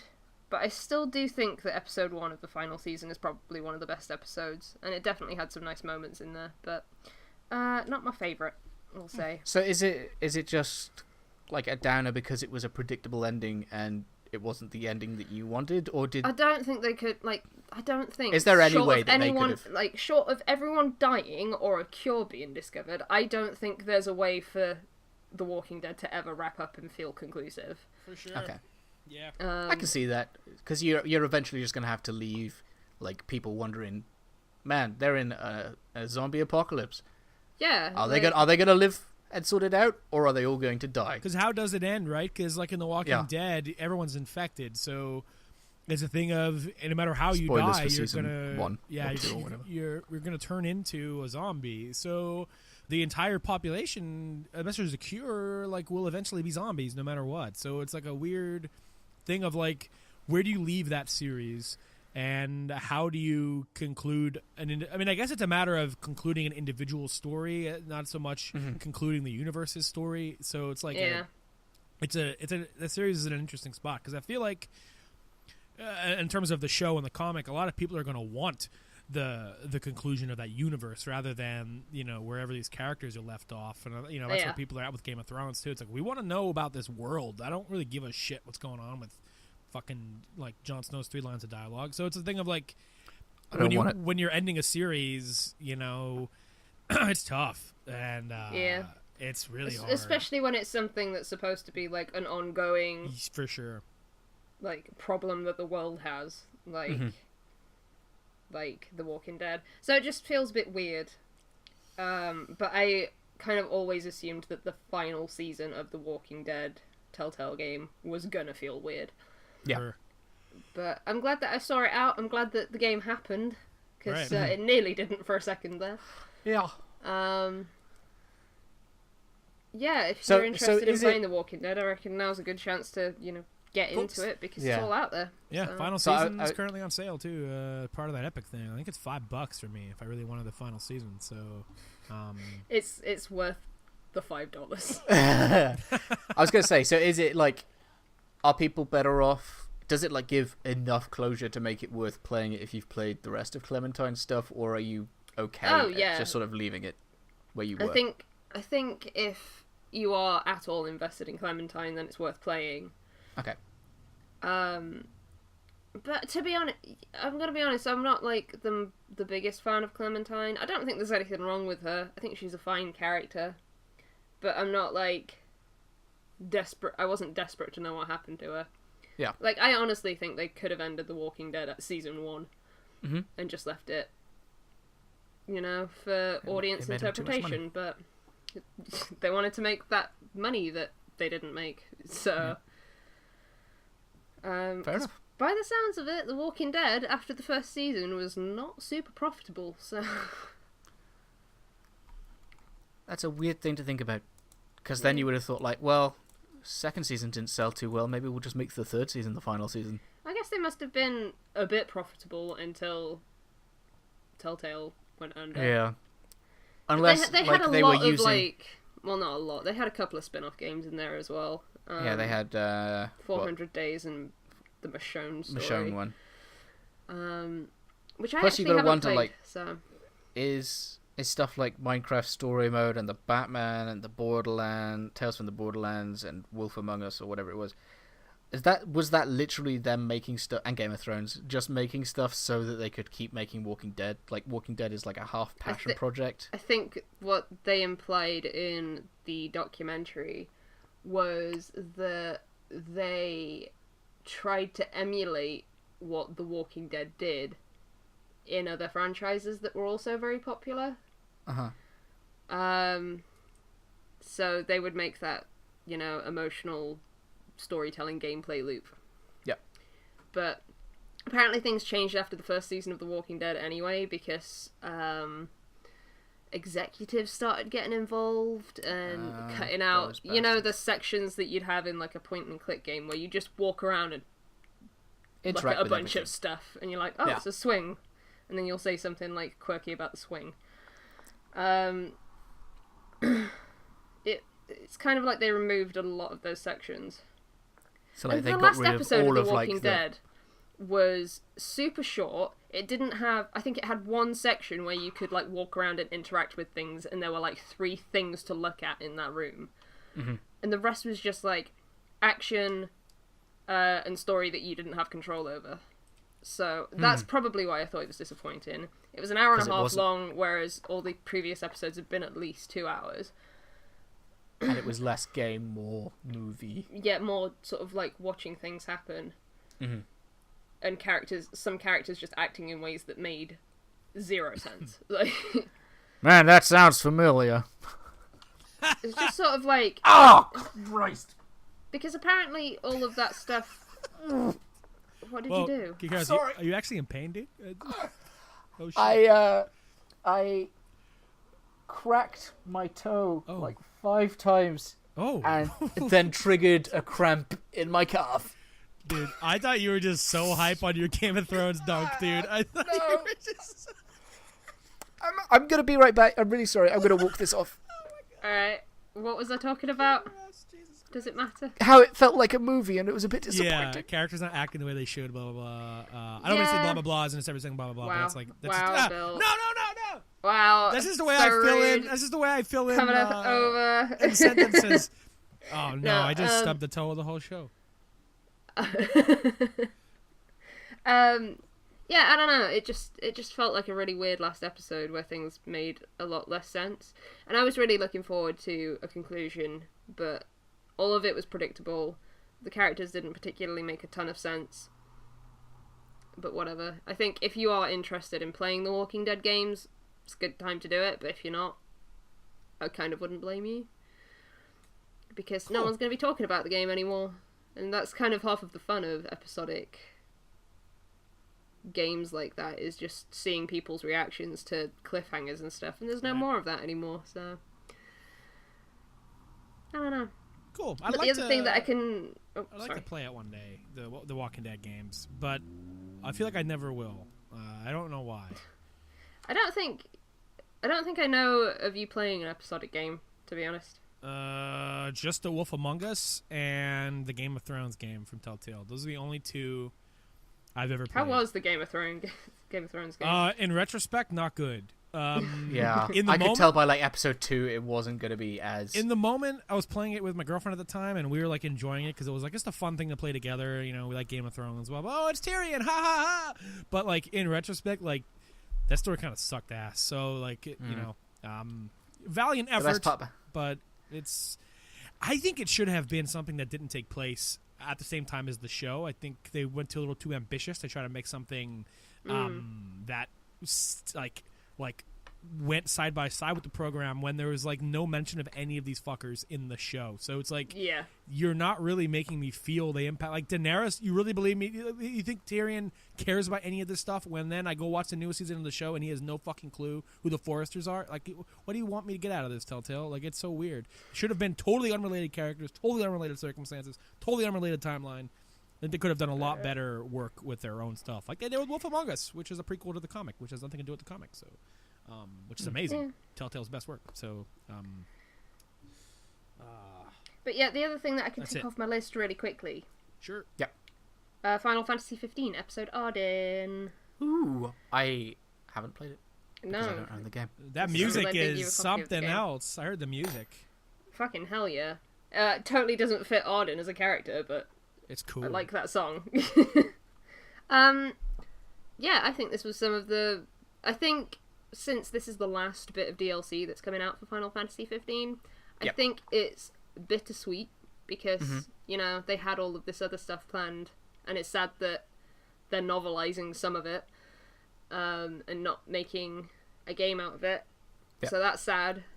But also I think they've left it on a pretty good note. So the game has like... Well, the game. The DLC has like two kind of halves to it. So it's got the stuff that leads up to Arden being who he is in Final Fantasy 15. Yeah. And then it's got just a section where you go around and you just fuck up Insomnia. you just like break tons man. of stuff. You kill tons of things. You just wreak havoc on Insomnia. And it's so cool to see Insomnia in the game in daytime. Because you just don't. Like, you don't No. ever get to see Insomnia before it falls in Final Fantasy 15. So I can tell that they definitely put a lot of work into that. And then, Arden's really fun to play as. He has an interesting mechanic where he can't die. Which makes sense, I guess. Yep. Yeah, he can't die. Instead, when he drops to 0 HP, he goes into sort of like a frenzied rage mode, where he can't attack with weapons. But He just punches the crap out of he stuff. just like, yeah, kind of. Yeah. I do love Arden, and I do love God of War. I think you should play it, Kinross. Sounds like I'm gonna love this DLC. Oh, you're gonna love this DLC based on the fact that it's Arden. I know. That's why I wanted to get your reaction oh, to this, but the collectible in episode Arden is different hats that he can wear. Oh, hell yeah. That's sick. I hope he Any gets a like top any hat. big top hats? Yeah. Yeah. I don't like know, a maybe big you're old gonna have to- stovepipe. You're gonna Is have there to a have- baseball hat? find Is out. there a baseball hat? Is there a baseball hat? Matt, I guess I'm gonna have to there a just backwards before baseball Kingdom hat? Hearts 2, I'll do Is there Chain a of winner Memories, hat? whatever the next one is. I'll do the episode Arden DLC, and then we'll do Kingdom Hearts 2. Is there a twirly hat? Is there a dunce hat? Is there an elf hat? Is there a Oh Santa man, hat? like a little helicopter. He's Yeah, like, dude. you're either gonna have to play the game, Is or there you're a gonna have is to there look a at the is hats. there I can't a is there remember a the dunce hats. is there a dunce cone hat? Cap? Definitely not a hat. My hat of choice was the pirate Is there hat. a bunny hat? Oh, what? Sorry. A pirate hat. That was my hat of choice. Oh man, is that like a bandana or a Captain Tricorn type thing? Like a tricorn type hat. Oh man, It's cool. does he have bunny ears? Cat ears? Look, just play the game. Play I the will. game and stop asking me about the hats. But I just want to call Bill out on the fact that he's not played any of the Final Fantasy. None of the DLCs. I'm a big even fraud. though I'm pretty sure you have the season pass for the first season. I have it. I'm a dick. I have no. He played. He played some of Comrades with us. Yeah, we played a bit of Comrades that one time. Yeah. Yeah. I'm a dinky. But that's not the story stuff. I've only played Prompto, to be fair. I do have access to... Oh, no, I think I bought Prompto on its own. I don't think I bought Yeah, Gladio. I think you did. I had every intention Gladio's... to play them. Gladio's not worth it. Ignis I do want to play, but... Yeah, he looks fun. Ignis looks fun. He's like... Episode Ignis is probably the most important bit of Final Fantasy DLC that's out there, because it's got an alternate ending for the main game in there. What? Yeah. Okay, I guess I'll add that to the list. This is the episode of me turning away from my mic and screaming at my wall. I've done that several times, and I didn't know that. That's really cool. Yeah, I didn't want to say anything just in case you were going to play it, but at this point, it doesn't feel like you're going to play it because it came out I will. a very long time ago. Wow. But, yeah, episode Prompto is worth doing because it's Prompto, and like I said, we stan, as Kinross loves to hear me say.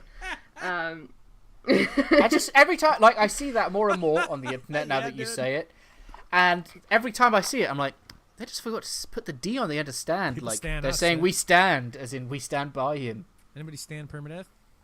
Anybody stand... I stand Permadeath. Yeah, I stand Particularly- Kinross for playing those damn Kingdom Hearts games, dude. I stand you, Kinross. Like, you had to, Ebby and Maze had to Kinross explain stand. stand to me during a Kingdom Hearts stream. Yeah. It's the Yeah, only- I it's don't like, even you know remember it still. that song by Eminem, and he's like, no. It is really taking on a life of its own. Oh yeah, it's so addicting to say stuff like that though. I can't stop once I start. Anyway, Like yeah. I can't help but say mood and weird flex, but okay. mood is another one. But yeah, episode Prompto you should play because it's Prompto. I Episode stand Ignis my you should queen. play because of the alternate ending. Mhm. Um, And Arden you should play because best boy. yeah, and then there's Arden, Hats. which you should absolutely play because it's fun. Best hats. Is it the most fun you've had in Final Fantasy 15? No. Okay. It's up there, but I think it's the bit. I think it's the best bit of DLC. I think it's obviously had like the most work put into it because, you know, they didn't have a move set for Arden. No. Apart from he's got an Arminger too. Oh, my Yes, it was phone's actually ringing. something unique to it. So they had to like make a new, like Arden's interesting at least because they've had to make something new. It's not like they just pulled out like existing character stuff. And were like, Exactly. hey, how would Arden fight? Yeah, so it's just like an entirely it's an interesting way of doing Arden as well because he's obviously this like super powerful character that doesn't die. That's like his thing. So they made it so he doesn't die, which is cool. And could very easily make it quite boring to play. But it does Yeah. sound like it, like going into it a crazy rage does sound like an interesting way of like, hey, you died, but you know what? You get to have a bit of fun whilst Yeah, it's come like back. there's benefits to it, but there's also like, you know, it's a bit more difficult to move around as him, I guess. But yeah, like I was saying, the most impressive thing to me in terms of episode Arden is Insomnia. Because like the most that we've seen of Insomnia before it fell was in Kingsglaive. Man, remember watching that film? No. That's because you was it you or Andy who fell asleep? Andy Someone fell fell asleep. asleep. Man, that was a time. I've watched that movie again since, and I think it's better on a second watch, but I don't think it's a good movie. No, it's all right. I wouldn't necessarily think, man, I want to watch it again.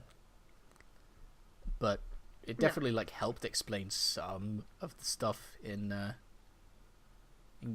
15. Although it is really weird that some of the cutscenes in 15 are legitimately just ripped from Kingsglaive. Yeah, which I didn't see on my first playthrough, because remember that patch that I had to Yeah, there was a install? patch that installed the cutscenes from Kingsglaive. Yeah, pretty much. But yeah, you should both go away and just play the Final Fantasy 15 DLC. Peace. I I'm will. just gonna say it. When I can. I know Bill won't. I'm calling you out. I know you won't. I know. Just like you won't play Knack 2. I have no or Metroid. Well, it's funny. Like, yeah, I mean, I'm not a man of my word, but I'm also, not Stranger Things. I'm also not I'm also not a DLC person in general. True. Bloodborne was my one exception, but I've never played the Mass Effect 3 DLC. I've never played. I still haven't played the Horizon DLC. I just don't play DLC. I'm a weird man. If there's a game that I really enjoy and they're like, oh yeah, more of that thing, I'm all about it. I don't buy digital games, but give me some DLC. I'll pay for that all day. I love DLC and I end up buying it, but I never play it. It's a really weird life. Invariably, like by the time I finished with a game, like Horizon, I've either had to trade it in because I'm poor with money, or I've had it for long enough and I've just like not remembered that there is DLC. So invariably, most of the time that I play DLC is when I buy a game with the new edition, and it's just like, oh, the DLC's already here. I may as well keep playing. It's a mentally moving on thing, I think, in a way where I'm playing something else at the time, and it's like, well, I guess I'm never gonna get back to that ever. See, I'm not good at that moving on thing in real life and in game Video terms. games. Yeah. Like, I'm still not over Final Fantasy 15, so I'm never gonna be over Red Dead Redemption 2. Like, it's never gonna happen. I will play single player Red Dead DLC if it comes out, no doubt. Well, if only. Or we'll start our own gang in a private Red Dead server. There's lots of story missions now. Yeehaw. We're not Arthur, but we can pretend like we are. Mm-hmm. I was about to try and do an Arthur impression. Immediately Boa. realized that was a bad idea. It's pretty hard. I tried, but it's hard. The only thing I could say is, Dutch, you keep saying that. And even that's bad. It's bad. My cousin Nick could do a Dutch that is just dead ringer Dutch, and it's just unbelievably good. And I got spoiled. I think I'd even struggle to do bloody Trelawney. And I'm pretty sure he's British. He is.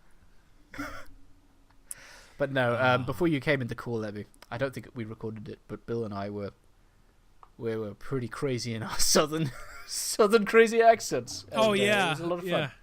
Miss all the good stuff. You didn't miss Arden. Nope. No. But you two did, because you ain't playing DLC. Plan on my map now. Oh, I will. If you're not going to play it, Bill, you should probably at least watch the alternate ending. Okay, yeah. That's something I'm most interested in, I think, is seeing that. Though it is fun, and I do recommend playing it. I would be interested to get your thoughts on that alternate ending. Cool. If you can even remember what the canonical ending Who the of, proper ending is, yeah.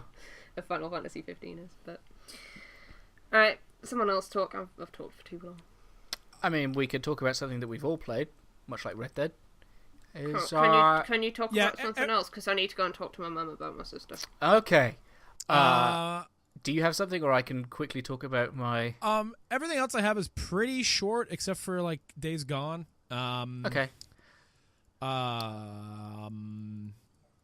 So, if you wanted to go, or I could do my Days Gone and get it out of the way. So I could talk... I've not finished No More Heroes, but I could talk about it briefly, I suppose.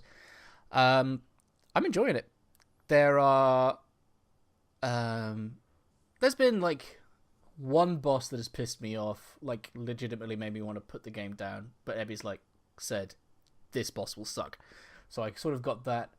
But there's just something really nice about a beat-em-up style game. Boss rush. Well, it's not even a boss rush, but like a boss to boss to boss to boss to boss. Character action. Hack and That's slash. what it's called? Yeah. Like... It's especially coming off the back of Kingdom Hearts 1, where the combat was so tedious. Like, the weird thing is, No More Heroes is essentially as in-depth with the combat as Kingdom Hearts is. It's basically just mash A and B and then swing in a direction every now and again. And yet, it's infinitely more entertaining to do. And I'm sure we've had this discussion before in terms of like things like guns in games, like what makes a gun feel good. Mm-hmm. I don't know. Yeah. But No More Heroes feels good where Kingdom Hearts don't. And yeah, basically, I like everything about that game. I like that I can quickly get back to my home base by driving off the world into a lake, and it just respawns me back home. So that's like the fastest way home. But yeah, driving Grand Stand to Destroy is kind of cool. I have a crazy bike. Nice. Yeah. That's a good thing to hear. It's good when we enjoy a game. Yeah, I'm sure Ebby's happy about it. Yeah, I also I'm classing it as beaten. Forager. Oh, nice. I've reached what I consider to be an end point. There's still like a couple of puzzles that I need to work out, but I'm not like too fussed about it. I've pretty much unlocked all the skills and all that lot. It was a fun time. I didn't find it as hard as other people seem to have done, so I don't know whether I sort of spec'd the right way. So Forager is, you start on an island, and you're collecting like berries and things like that, and you're basically trying to make up enough money to buy the next plot of land so that you can harvest new stuff, so you can do quests for people and just basically build an industry stuff. And it basically scratched my basic itch of sort of Factorio type thing, where you're crafting stuff to craft the next thing to craft the next thing. But like super simplified, pretty cute, nice music. The combat is nice enough. I can't believe you waited until I was gone to talk about No More Heroes, though. Yeah, I'm sorry. Yeah, well, she said it. Yeah, he was like, she's gone. I mean, she heard whether I did or not say that. Oh. That's how she knows when I've talked back. I turned my headphones down for a sec, so in that you moment, said that. very fast. She's like, oh, she's gone. Oh, so No More Heroes. I fucking hate it. Oh my god, Kinross, I mean, buddy. If there's anything you would like to ask about No More Heroes for me to expand on, then feel free to do so. I just wanted to know how are you liking it, because you've come up against some tough boss fights. Mm-hmm. Yeah, the Dark aside Souls from of the Nintendo Wii. aside from the schoolgirl fight and the one that I'm currently doing, I've enjoyed every boss. Like, they have been interesting mechanically, and I legitimately look forward to seeing like what the next boss is like and all that malarkey. It's just these two bosses that have really pissed me off. But, you know, you can't have great bosses all the time. Well, once you get through them, you'll feel relief, and then you'll be stuck on the next one, so it's alright. Man, it really is like Dark Souls. Yeah, I'm telling you. Bill would love it. It's like, Shame imagine we'll never if play Dark Souls was really cartoony and a parody, and it had Travis Touchdown as the main character, and it was on the Nintendo Wii. Imagine that. Yeah. But yeah, Forager, I'm done with it. I got it on sale, I think. I enjoyed my time with it, but I'm done.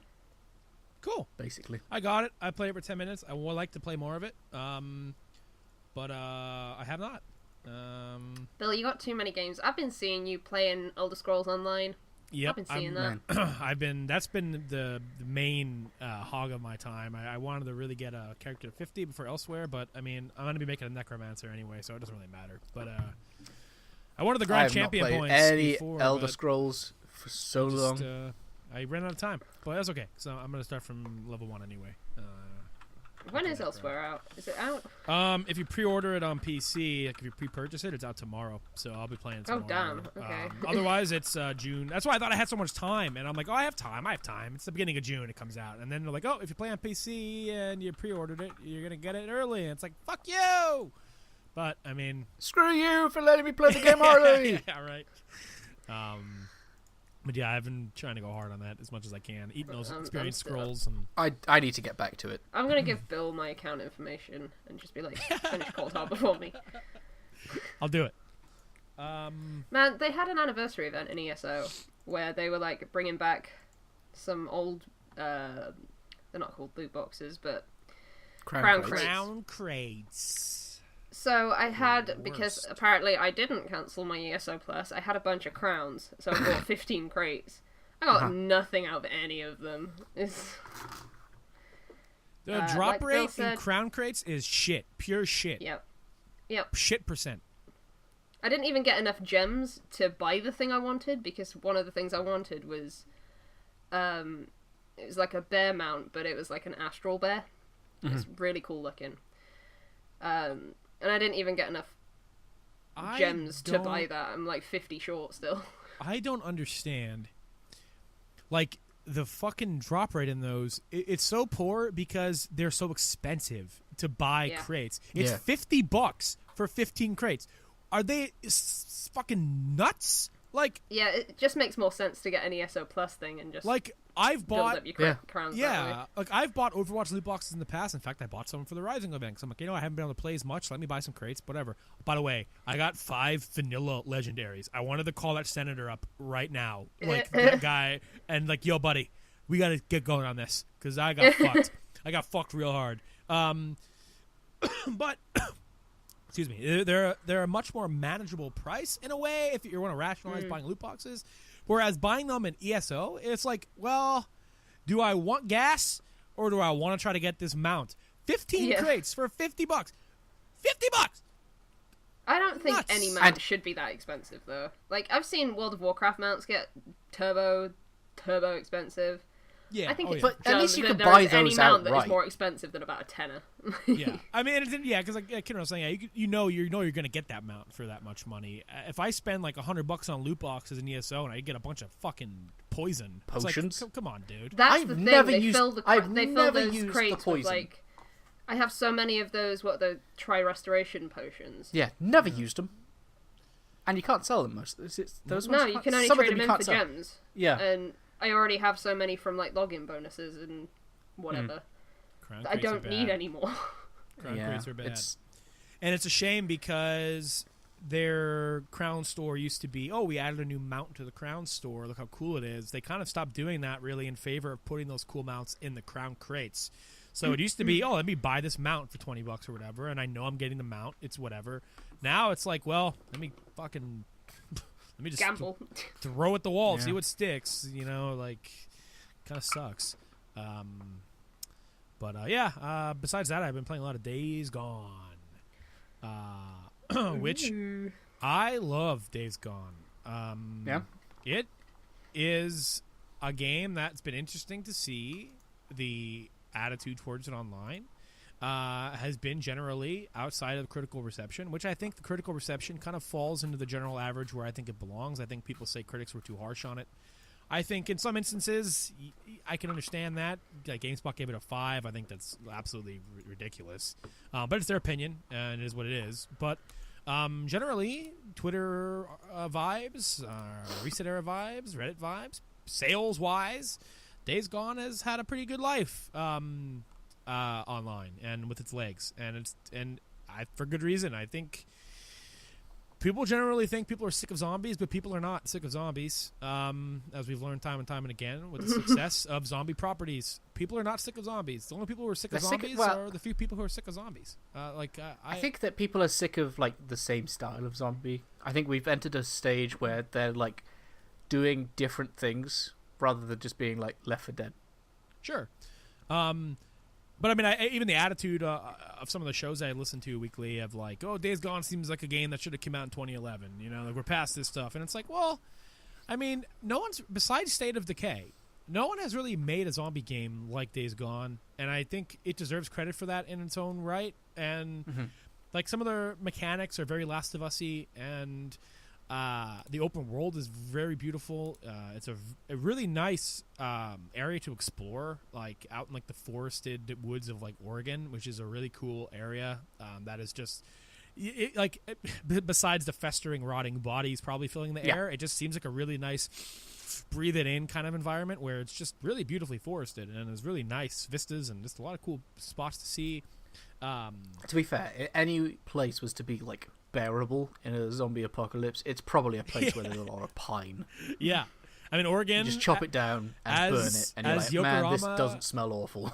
As Yokorama has boasted many times on various podcasts I've been on with that man, he has repeatedly bragged, as he used to live in Oregon, as it has the cleanest air in the United States, and this game looks like it, besides the rotting zombies.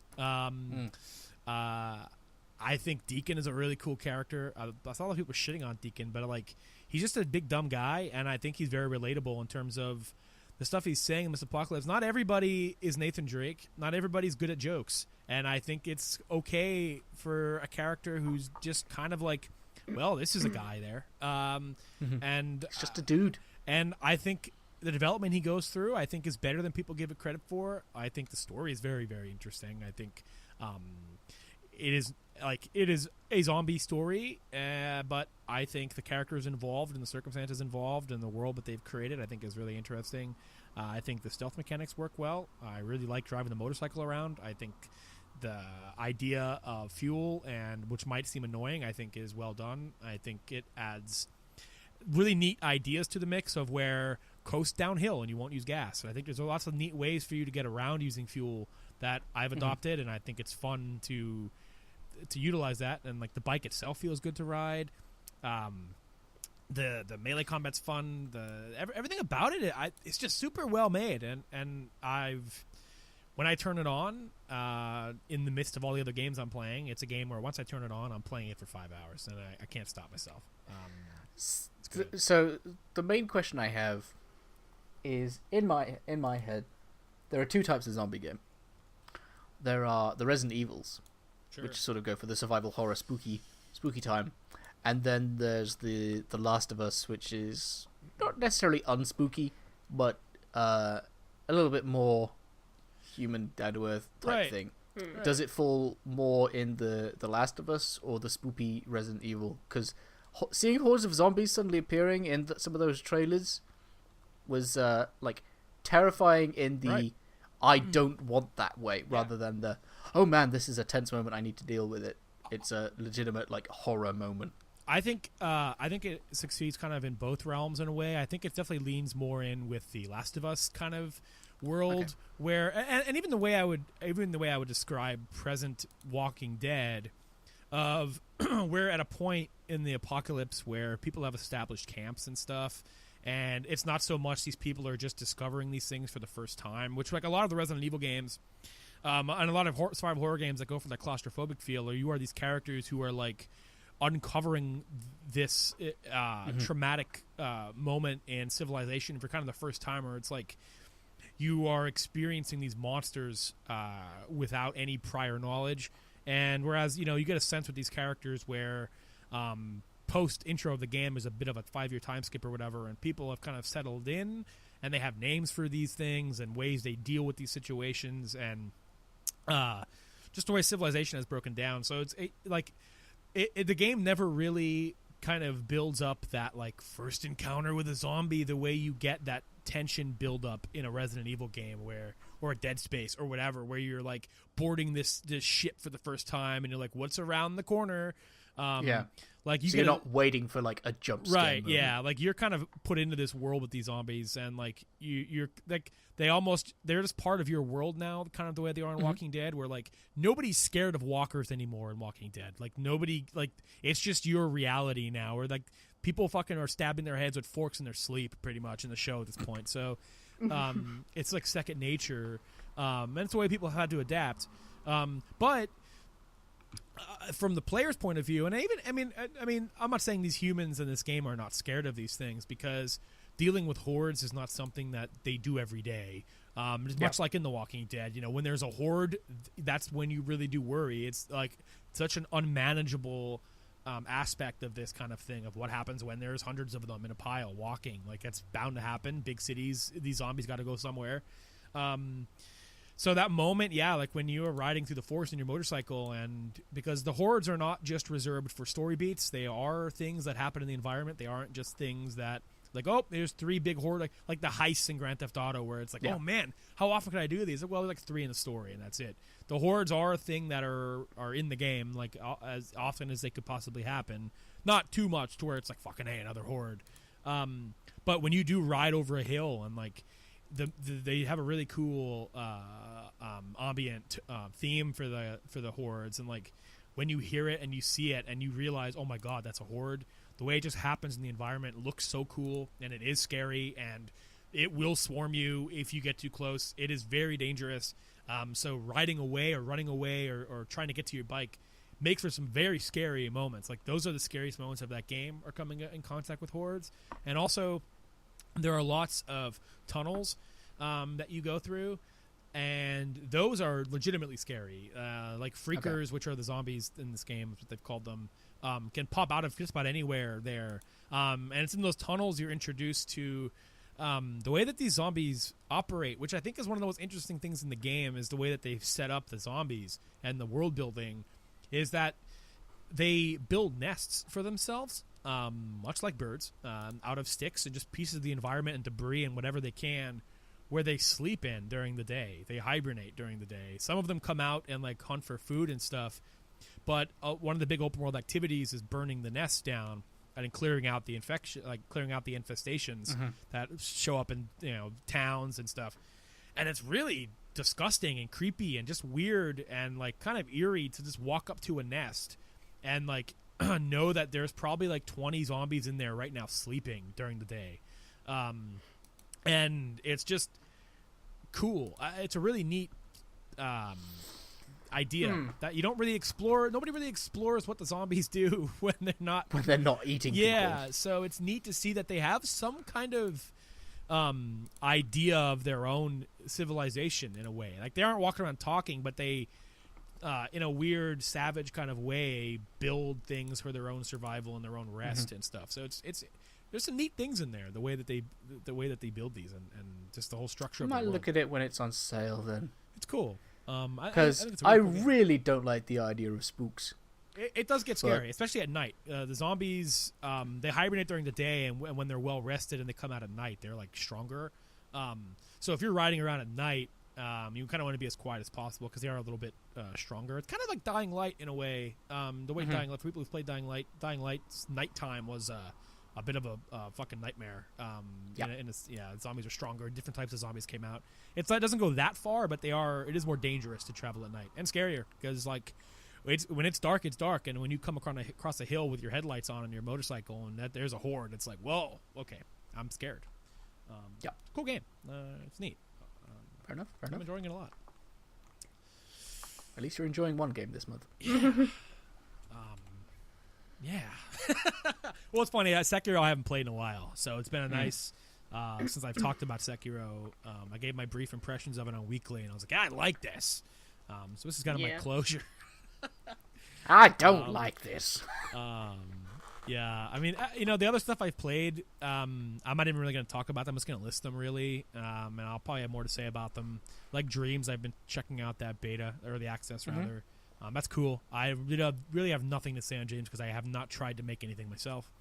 SteamWorld Dig, I have nothing to say on that game, really, at all. I like it. That's it. Ace Attorney, I like it. Anything I said on Weekly, I have nothing else to add. Yeah. That's all I got. What about our boy Yoshi? Oh yeah, I mean, whoever wants to lead the Yoshi discussion, I'm in there too. I feel like it's Ebby's thing, but Well, I was going to bring up my time at Porsche. okay, yeah, we could go. We can do some Porsche. To be honest, I don't have like a ton to say about the game because it's been a while since I've played it now. Also, I did a video about the Switch version on my Check it out. on my other channel. I don't know if either of you. Well, I know Kinross watched it. I don't know if Bill watched it. I didn't get to see the whole thing yet, but check it out. They sure did release an unfinished version of the game without telling anyone. From everything that I know about the Switch version of My Time at Porsche, it's the beta that was on PC. Yep. With missing features because they don't have voice acting in there. At full scale price. Yeah, and it was at full price, and they were super shady about the way they were phrasing what version of the game was releasing. So, while I had fun with My Time at Porsche, my last thoughts on it are not particularly positive, because I definitely feel like they really messed up the console release. If you're going to play it, I guess the best way to play it is through Epic Games. There's a sale going on right now, and I think My Time at Porsche makes it like £4. It is pretty cheap. It's a shame that they bungled the console port so much because like that's such a good opportunity for people who are like, oh man, I exhausted my time with Stardew. What else do I got on Switch to play? And like it comes out and it's kind of poopy. Yeah. And So, yeah, it's you a can get shame Porsche for because a I tenner. think the full release or the version that's out now on Steam is. Yeah! Steam version! It sounded like someone was cheering. Anyway. Yes, they were. I don't know why. I love Porsche. Woo! Like, I think it had some really neat mechanics in there that, you know, would have been really cool to see in a game like Stardew, which is, in my opinion, a lot better. But, yeah, Porsche's just got some interesting, particularly social features, I think. Where you get to go on dates with characters and you get to go on, you know, you get to go and hang out with characters that you enjoy or whatever. Yep. And I think that's really cool because the other thing I like as well is that if you get married, your spouse will just be like, do you want to hang out this morning? Do you want to go take some photos on the near the church? And then you go and take some photos, and it's just like, I don't know, adding a little bit more to... Yeah, The married romance life. aspect. Yeah, because, you know, once you get married in Stardew, you just have a person Source stood in of your food. kitchen who'll sometimes give you a drink or a food, and then they'll be clear like, I'm going out today, see you later. And then they don't Well, they'll talk to you while harvest your they're crops out. for you. Sometimes they'll, you know, Or water crops, sorry. water your crops. But that's about it. Like, there's not a lot of depth to marriage after it happens in Stardew, in my opinion. It's like real life. Oof. But, like, there are features that I really like in my time at Porsche, but I'm just so bitter over the experience playing the console version. And then they had that really dodgy stuff going on where they weren't paying their voice actors and they were paying them like $50 for the entire body of work that they were doing, and I don't know, it's a good Damn game. guys. It just doesn't sit well with me. Like, a lot of the stuff that's happened lately with that game does not sit well with me. Can you stop? I'm gonna shout at you out my window in a minute. I'm recording a podcast in here. Ba-ba! But Bill's played a little bit of my time at Porsche, I think. Kinross Yeah. didn't like it too much. Nope. I quite enjoy it. I'm about 10 hours in there. I like. It's interesting. I think when somebody tells you, "Oh, play it's like Stardew," I think there's less of a focus on the farming aspect. And yeah, a lot which more another thing. You're a workshop is, guy or gal. Yeah, I think it's more of a building game Yeah. where you just collect resources, make stuff to make more stuff. But if you look at the trailer for the Switch version of the game, it looks like a farming game. I don't think they mention crafting at all. It is No, literally they just mention here's you get crops and animals. And I mean, your whole profession in that game is you're a builder, a crafter. Yeah, you craft things for people. That's like your main job. You take contracts and you craft things. Nobody ever says like, "Oh man, could you make a farm for me?" or whatever. It's like, "Oh, make me a stool, make me a fucking chest, make me a whatever." So a lot of it is crafting and the kind of complicated web that spins from that is interesting. I'd like to give. I'm sorry. Oh, no, go ahead. I was gonna say I'd like to give it another go because it does sound like the game that I would like to play. Yeah. But I feel like the start isn't. I mean, maybe I'm just playing it wrong. It's not great. Like I go into the cave and I collect some bits, and then it just feels not great. I don't know. It feels like I'm super lost at that point and nothing feels like I'm making any progress. Like I have never been able to complete the bridge. Yeah, you just have to like really focus in on getting the materials you need for certain projects like that. It's a little bit overwhelming, I guess. Yeah, I can see that. It's definitely one of those games where in the beginning you're like, oh my god, there is so much to do and I don't know how to do any of it. But then you get towards the end of the game and you're like, there's nothing for me to do because everything's automated, everything's doing its own thing. There's nothing that I can do. Where conversely, Stardew still has a crap ton of stuff to do, but you you know that you've got to start small, and you're like, I've got 9 parsnips that I can plant, Yeah. and I'll do that, and then I'll just sort of explore and expand from there. And like, even though it is open-ended, you're at least given a, I don't know, maybe I'm just an old bastard. I don't know. It just feels like the point. I don't know what the point of like post game is. It's Because there is a campaign in podcast that we do every now and again, where we just sort of talk about like gaming topics a bit more in depth. Stop. It's a good joke. No, I just don't know what the point is in the post game of Portia, because there's like a main campaign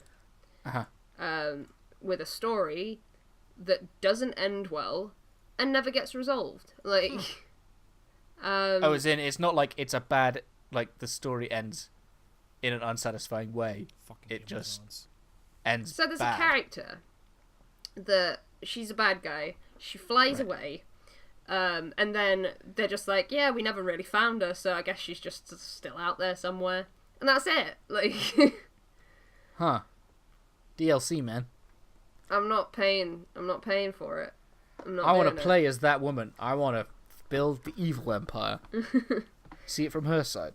Like, Like, there's a lot that I really do like about my time at Portia. But I don't know. I don't think it's still kind of like. Alright.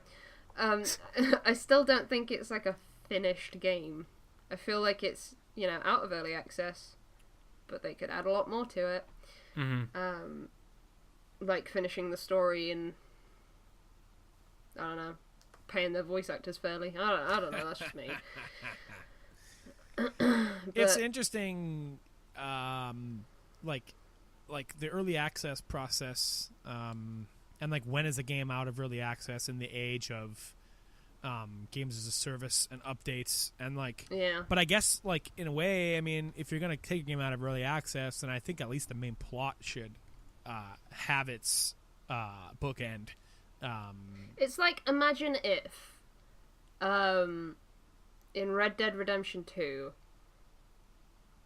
Colm O'Driscoll just disappears and you never hear about him again. Like, there's no conclusion to that arc. Imagine that. Because that's kind of what happened in my time at Portia. Interesting. Obviously to a lesser extent, because Red Dead Redemption is good. Red Dead Redemption has... I don't know. I think I've dug myself into a bit of a hole there. Oh, I get you. Red Dead Redemption is a get different game, but but the it's story very narrative is focused. Whereas finished. obviously my time at Portia think, isn't. But I think generally, though, I mean, I think in a way, compared to, the relaxing kind of pacing of Stardew or whatever, I think Portia kind of presents a world and an overarching narrative that it is a little bit more of showing it on its sleeve more than something that is like, oh, the story's there, whatever. Like, Portia's world is there to explore, and you kind of want some kind of meaningful resolution to what they set up in a world like that, where it's like, wow, okay, this is post-apocalypse. Like, I wasn't expecting that, whatever. I can't wait to dive into this and kind of see what's going on. What is the story? And if they don't, on the finished tin, having a conclusion for that, I get what you mean. Like, it's... yeah. I mean, if you're going to have a story, disappointing. at least finish it, yeah. Especially when you read, like, their updates for, like, what's coming, and I never really see them mention that kind of stuff, so... it's interesting. I don't know. I think they think that the story's finished, but it didn't. It definitely did not finish in a way that is good. Fucking Game of Thrones. Just call it good. Yeah, we'll say we're done. But yeah, that's kind of my thoughts on my time at Portia. Obviously, very twisted by the fact that I'm angry about the fact that Team 17 and Pathia kind of lied about what was coming out on the Switch, because that's scummy and gross, and no one's talking about it at all. So strange. I don't know. I wonder how many people bought it on Switch. I think a lot of people, but it's kind of buggy and doesn't run very well. Like, there's a glitch in it, which, since you've played, you might know how serious of a glitch this is, where trees don't respawn. Oh, no! Yeah. Yeah, you have to shut down the game completely, which Wow. means you've got to go through another, like, 3 loading screens that are, like, 2 minutes long each. Because otherwise trees just stay cut down, and then you can't progress the game, because there's also not the system in it where you can trade stones for wood, because there's a store in the game where you can do that in the full version, but that wasn't in the beta, so it's not in the Switch version, where you can't farm trees, so... Yeah. Damn. It's weird. nuts. It's just kind of nuts that no one's really been talking about it, but... Maybe no one's been talking about it because no one really bought it. I don't know. Maybe, but... The slight blessing. But then I had that one guy, when I made the video about it, who's defending the game, like, oh, when people played it in beta, they stuck with it, and I'm like, yeah, but they knew that they were playing an early access game. Yeah. People on the Switch do not know that. And this applies to, like, the Xbox and PS4 Sure. versions Yeah. as well. It's just that's the one I've played. So yeah, great game. Love it. Poopy port. Yeah, terrible port. terrible port, and really, really scummy business practices, in my opinion. But what do I know? I'm just a person. You're just a gamer. Gamer TM. Yep. Alright, I'm done. Yoshi! That was the worst Yoshi impression I've actually ever done. Dude, I think I've done worse. You're better than me. Yoshi! Oh no. Yeah, there we go. Yoshi! Yoshi! How's that? How's that one? You sound like a bootleg. Yeah, you sound like a bootleg Yoshi. Yoshi! Yoshi! How are you liking Yoshi? Has anyone beaten it? No. I haven't beaten it. That game is long. I've beaten I it. didn't. Congratulations. I think I have 2 gems, maybe 3. I have done the demo level. Oh my god, Bill. You can't class that as play. You said that you'd played this game. You can't class that as playing the game. I beat the demo, and then I beat the demo level in the full game. And then you're just not. Were you not encapsulated enough by the sheer charm that this game exudes to be like, you know what? I need to keep playing this. I don't remember what I started playing instead. When did that come out? Probably Days Gone. Probably Sekiro. How does it make you Yeah, feel it knowing might that have you been- put Yeah, down it you was put Sekiro. Yeah, it down was Sekiro. Yoshi? It came out a for week after Sekiro, so I was just so deep in Sekiro, and then I Yeah. just... Look, you needed Yoshi to play after you played a bit of Sekiro. Yeah, Because to make then you would have felt a lot better, I reckon. Well, I guess Evie and I can talk about it. Game's cute as hell. The costumes are cute as hell. The only thing I'm disappointed with a little bit is the music. Because it's kind of the same song over and over again, just different styles. But some of them sound good. Yeah, I can sort of see that. It's the sort of repetitive music, though, where I don't really mind because it's so good. Sure, it's a good theme.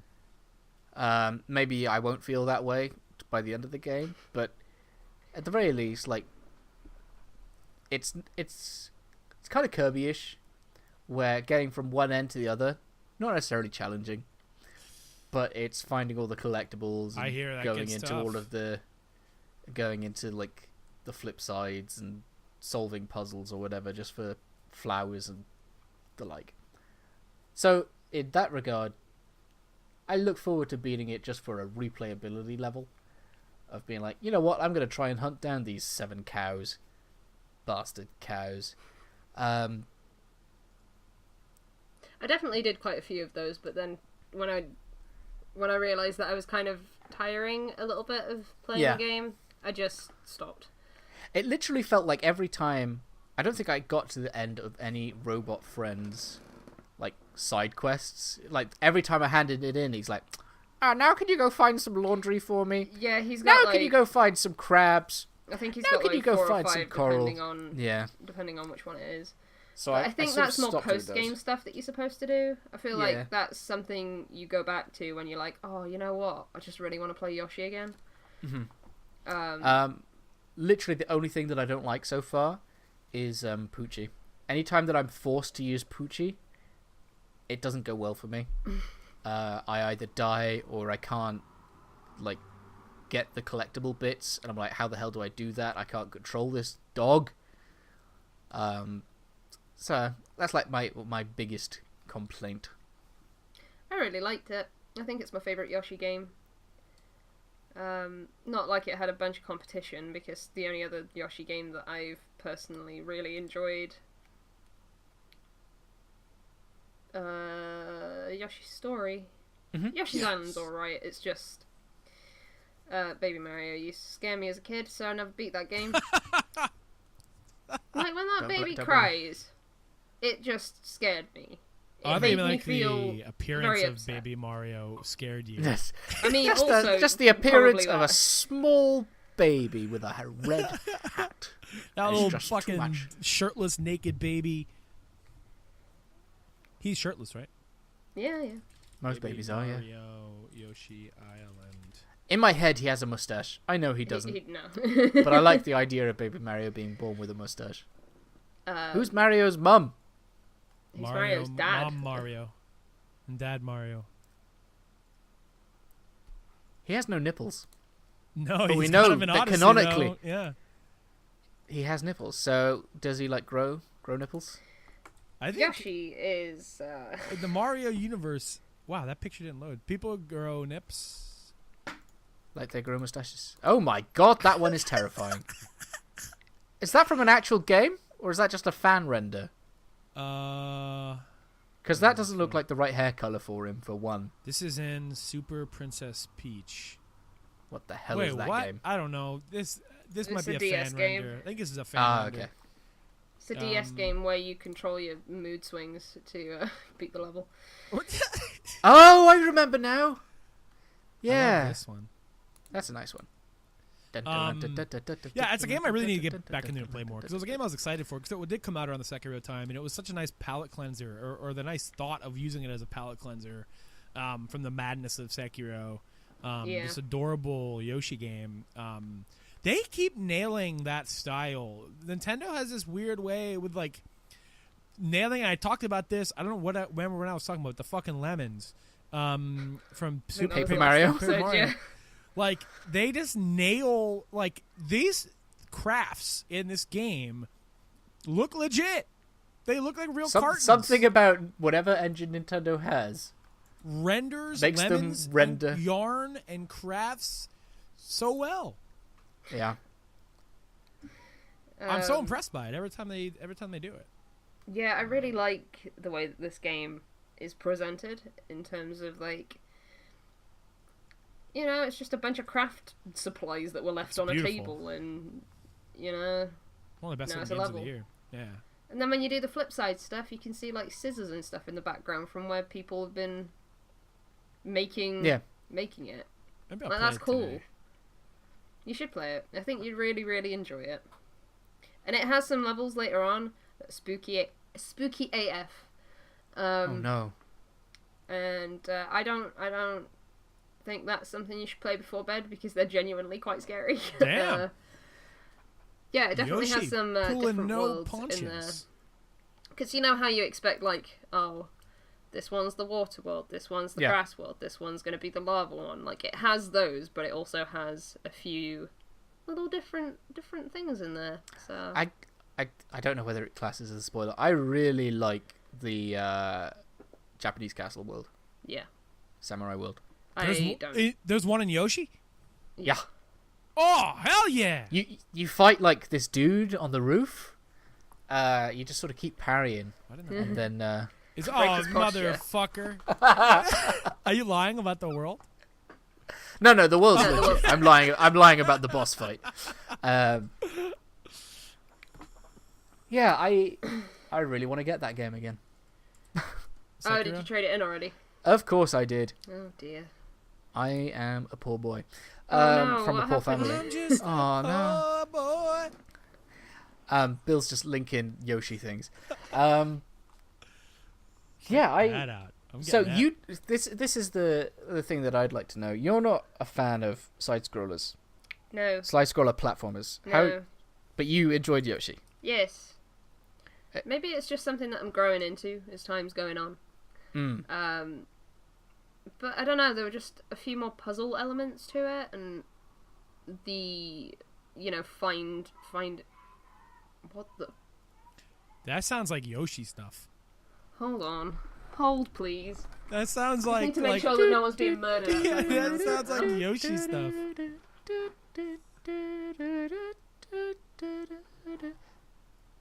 You want to know the weird thing? There's no one there. There's no one outside my house right now. That's pretty spoopy. Alright, anyway. What was I talking about? How Scrolling in the puzzles side make it scrollers slightly and better. puzzles. Yeah, Growing- I like the exploration sort of stuff that's in there, in the loosest term, where you really have to pay attention to the background and stuff.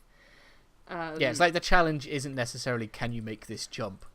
No, it's not really about skill. It's more about stuff that I am actually good at, rather than having skill. I can see that. I want to know where these voices are coming from, because it's freaking me I'm out. hearing it again. Yeah, that's crazy. Yeah, at least you aren't imagining it. There are voices. Yeah. This would They're be a not, in my terrifying head. moment to realise that, yeah, you are. You haven't been hearing Insane. anything this entire time. But yeah, I don't know, there's just something... I want that costume. There's just something about Yoshi that's way more relaxing to me than playing a typical 2D There's platformer. good vibes to Yoshi games that, ever since Yoshi's Island and, everyone onwards, Yoshi's just a good vibe machine, Apart from when in Yoshi's story, your Yoshi would die, and then the Kamek things would come and carry it away and lock it in the castle. Oh, That wasn't good vibes. No. And apparently this spooky level that somehow exists in Crafted World. Yeah, and that's not good vibes. You'll kind of see when you get there, but it's really scary, and I don't like it. It's probably not that scary. I was probably just not really expecting it in a Yoshi in a game. cutesy Yoshi Yeah. game. And I'm glad that I like this game, because I wasn't really into the idea of playing it, because it's in a genre that I don't necessarily care for until that demo came out.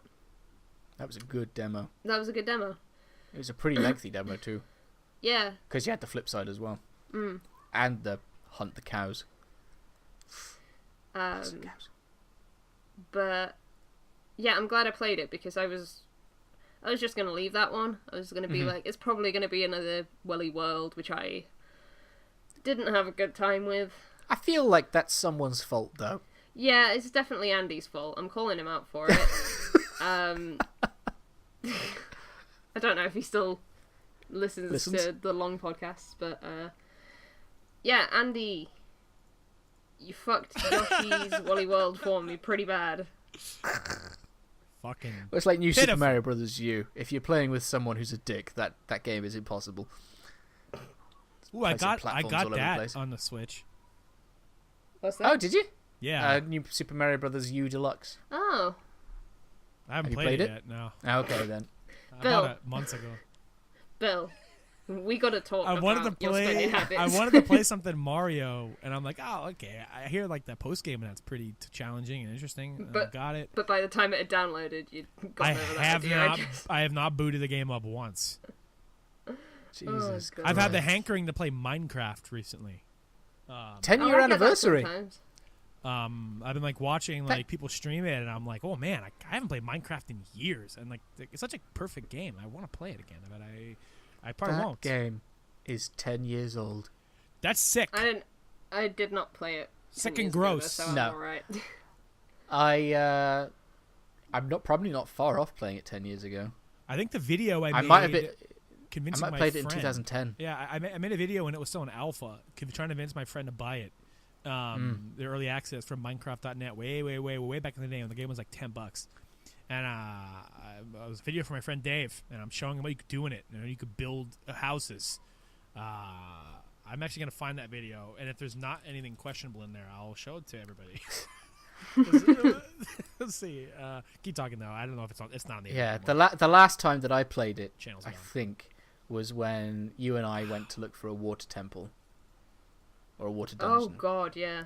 That is the last time I played it, and they've added stuff to the end. They've changed how villages work. They've made the oceans not like dead. There's life in there now. There's mermaids. It's crazy. If I I were can't to play imagine. it nowadays, do I play the Java version with all the mods? Like, is that the version that like is still the original Minecraft, or like the Windows Is there 10 any version that isn't there's, Java? There's the Windows 10 version, which like you Oh. can play with everybody on other platforms, but then there's still the Java version. If you buy the Java version, you get both versions. I think the mods like TechIt and all those mod packs are still for the Java version. Yeah, I think imagine people they're say just to for the play the Java. Java version, Yeah. but I don't know like anything about it anymore because like it's Nope. it's I've not played it for like 4 years. yeah. 3 years, it feels like. Man, we met because of Minecraft, Kinross. Yep. we did. Wow. Because does anyone know the story of how we met? I do. I don't. I think I actually don't think I know. We met at Minecon. Yeah. Oh, wow. Not just met at Minecon. Kurt J. Mac made a tweet about going. I randomly replied, or Abby did, and then one of us was saying, "Yeah, I'm going." No, literally no one there. It's going to be a bit scary. And then the other one replied and be like, "Hey, I'm going too." Yeah. And then we met at King's Cross, St. Pancras, and then. Then you got some knives confiscated from your From my luggage. from your luggage. Wow. And look at this now. It led to this. I'm so sorry, Abby. If you hadn't met him at Minecon, who knows if this show would even still be going? I'm sorry, guys. It's my Kinross, fault. big proponent in keeping Permadeath alive. That's true because I am gonna go and beat some children in a minute. The weather's warmer and the listen to that. That's some intense. Are they playing hopscotch? Do you play hopscotch over there? I mean, playgrounds have hopscotch. Sure, I've sure. literally never understood it. Have you ever drawn like it was with it was chalk it was and always hopscotch? I've never drawn it, but like the school playground would always have it, and like it would be a case of sitting from very far away watching the girls play hopscotch and trying to understand what the hell the game is. Yeah, it's epic. As far as I could tell, you throw a rock and you can't jump on that square, Something like that. something like that, and I'm like, somehow that's a game. Yeah, hopscotch is epic, dude. I never understood it. It's the dumbest game that any kid can ever play. It's stupid. It's Pure. pretty It's stupid. pure stupid. Any kid who plays it's an idiot. Any kid listening to this, you play hopscotch. Any child listening to this, really sorry, but also. You Stop Play playing something more hopscotch. interesting. Actually, Fortnite is more interesting than hopscotch. So fucker. you know, Anyway, What I was saying is, before the children were outside my house, yeah, Kinross was the one who would be like, "We're recording this weekend, right?" hell yeah, buddy. And we Still were like, am. "Yeah, yeah." Keeps us in line. He's like the matron on a hospital ward. Keeps things in line. the only thing I don't have any control over is weekly, and that's actually been going pretty well. Of Yeah. What, sorry? Weekly, I don't have any control over Oh, weekly. I thought you said weed cleaning. I was like, what? I also have no control of that. The weed is cleaned by an independent company. It's first episode where weekly's a thing, and I think it's been what, like 7-8 weeks. 8 weeks. Congratulations, Bill. Congrats. I missed this week, but I figured, you know what, I really didn't have time to do it, and we were recording this, so it was okay for me in my mind to skip it, but I've taken pride in not really missing them for bad reasons so far. Yeah. You've so- not just like missed. I mean, you've not missed one until now, and even when you were ill, you were like, "Oh, I'll make it. It'll just be a day late." So, I'm enjoying making that so far. I am having a lot of fun. did we both independently clap at the same I time? think we did, yeah. Yeah. it's been fun. Yeah. It's been fun to see the track of the week evolve into something related to the episode rather than a random song lately, which has been fun. I still have tons of random songs I'm going to end up picking, but I've been having things to put in there that are relevant to. Yeah, I even forced you to put in some No More Hero stuff. And it was a cool song. I got to listen to a cool soundtrack because of it, so it was cool. Heck yeah. Yeah, so that's been fun. So far, no one has objected to it being on the main feed in the fandom. So No. That's been. I mean, it's. You mean the 4 people that listen to us on the regular? Well, actually, That the is- there regular are listenings stands. and the viewings are pretty good. We're getting like 12 on the podcast, and I want to then, see you on like, Twitter, #StanPermadeath. And the videos are doing pretty good. So yeah, the channel's in a nice place. Yeah, Thank you. it's a consistent For viewership regularity. among this and this. You know, like getting between Between this and this, between yes. weekly and the main show, getting between 30, 40, 50 on a YouTube, give or take, and having the same regular. Because those are probably independent from the 15 people who listened on the podcast feed. I highly doubt you're listening to it twice. And if you are, what the fuck is wrong with you? They come for the dancing hot dog. Yeah. I know. I gotta go see the little build, moving across the screen. So it's been nice to know, people are listening to it, and that's all I really care about. Because it's cool to put into perspective. Put those 15, 30 people in a room, and I don't want to talk to them in person. That's too many. So it's Well, cool. that's a class. Yeah, it's a public speaking nightmare for me. So it's neat to think, about. You'll have to let us know if podcast school sort of comes online so that It's rough, dude. we can partake. It's rough in person. Yeah, it'd be nice. It'd be a lot easier to do if it was online. If it was an online course, because podcasts aren't really a public speaking activity. So when you're doing it in a classroom, it's a bit weird. It is a little bit rougher than I was expecting. And some of the activities they're having us do, breaking some of my bad habits, but it's been a little. It's been kind of a wake up call. How are the assignments and Very intensive. It's like most of the time it's recording like fake episodes like in a group with people, and you'll get assigned group projects. That's what makes it so tough is the chemistry aspect of it. Is you'll get a prompt. Like, this week you're a podcast, like a news podcast or whatever, based around the world of tech or, the world of, like, startup companies or, like, really random stuff like knitting and everything. And it's, like, trying to hone in on an audience is kind of one of the ideas of the course is, like, kind of knowing how to move a conversation along. Or people who listen to knitting podcasts typically expect a slower paced conversation. People who listen to a politics podcast expect it to be a bit louder, more rambunctious.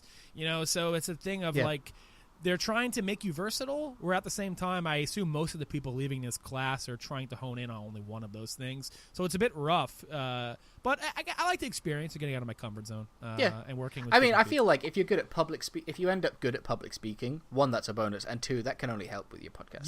Yeah. I mean, that's one thing to think about, is like, while you might be in the comfort of your own home, for the most part, a lot of those things they try to teach you in like theater classes even. Like I had a vocal course, an actual vocal course in college. what do you mean? What do you mean actual? As in, not a fake, like not a lame like a real university vocal course, but like a proper degree-based. Like I was at a vocal 4-year course. program. I mean, the podcast school thing is kind of like an after work program, Like an kind of evening thing. class. Yeah, it's like a night class type thing. Yeah. It's something you kind of sign up for. But in my actual college course for vocal thing, it was for a theater thing. I have kept a lot of those lessons in mind, and interesting ways they go about projecting their voice. That class was from the weird. stomach. That class was fucking weird, by the way. Real talk. She did some weird shit where she would like make us lay vocal out, courses are weird. made us lay out on mats and like stretch our whole bodies, and like she walked around the room and like was gonna stretch our legs for us, and like she would grab your leg, and the idea was to lose all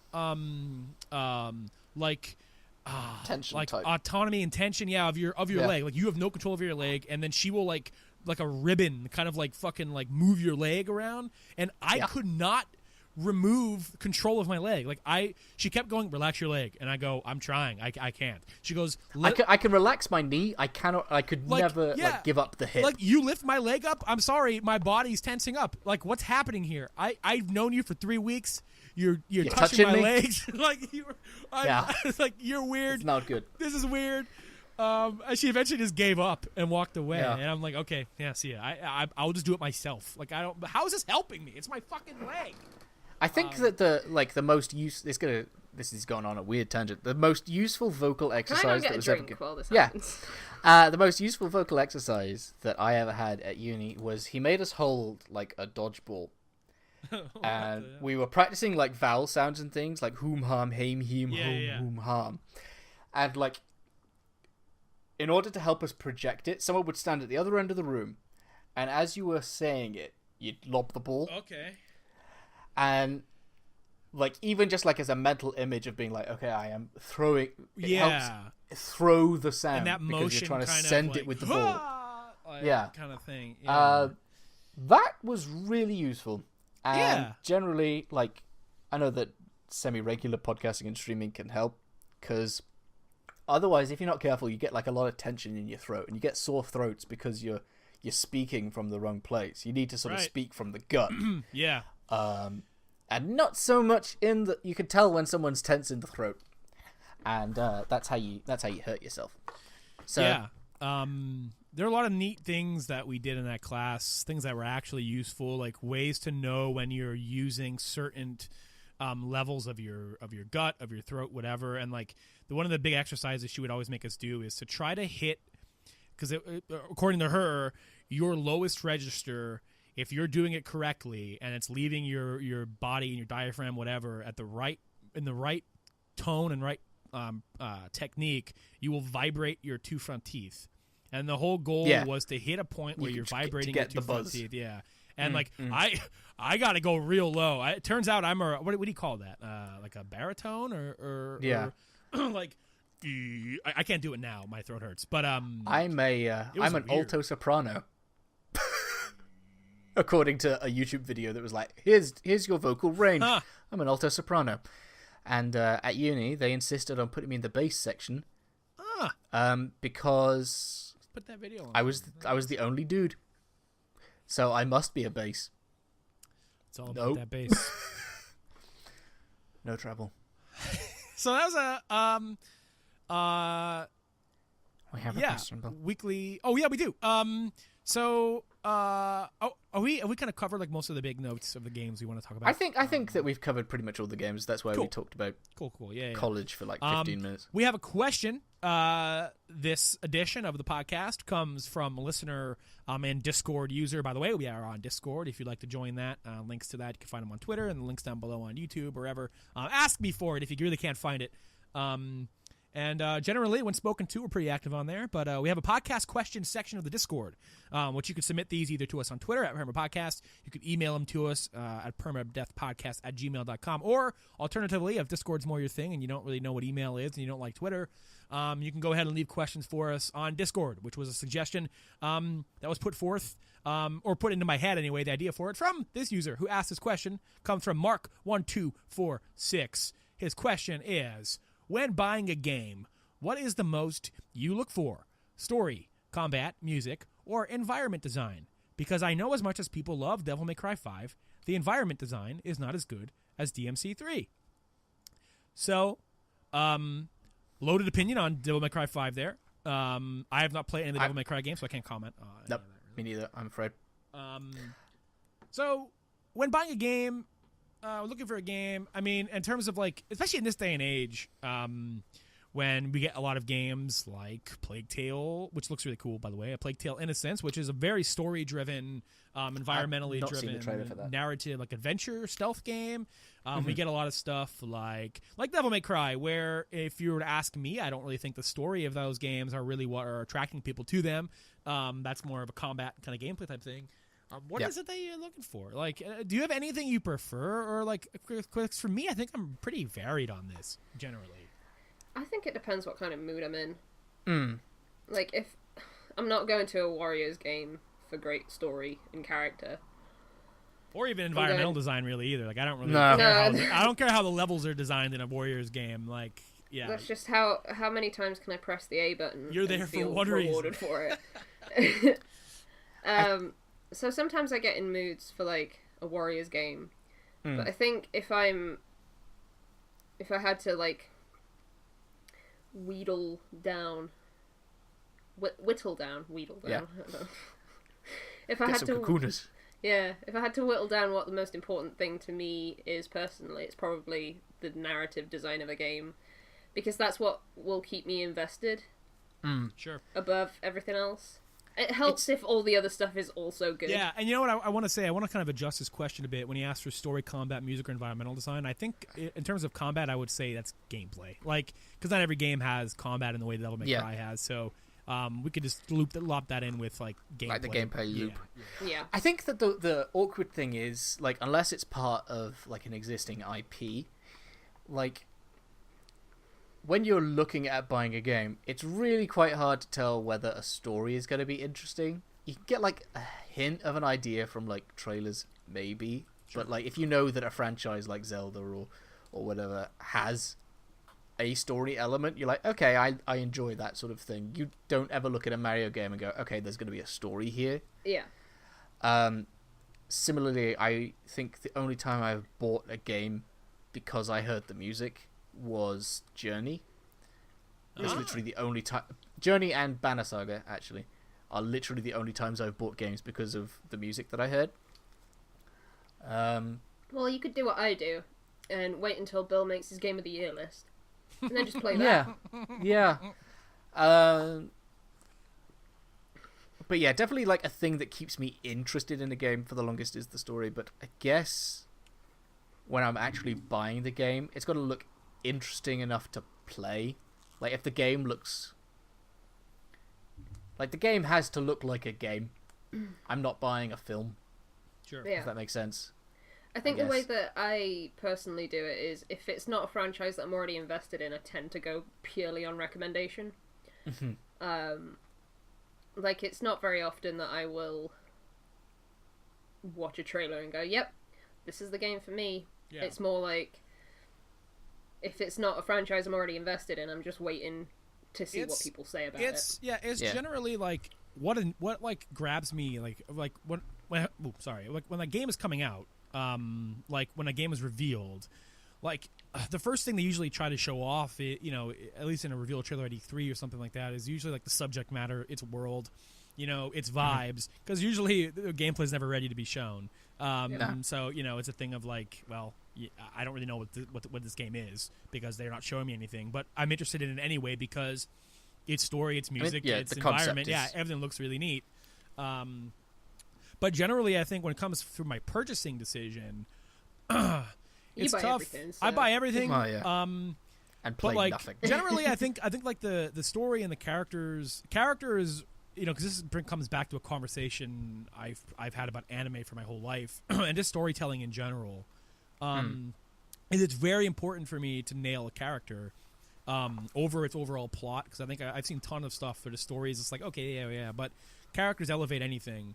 And it's... But I think personally for me, I don't think you can have a really good narrative without a really good character, so I think those two sort of come hand in hand, because like Red Dead Redemption, again, it's got a great story, but it wouldn't have been nearly as impactful without Arthur being the main character.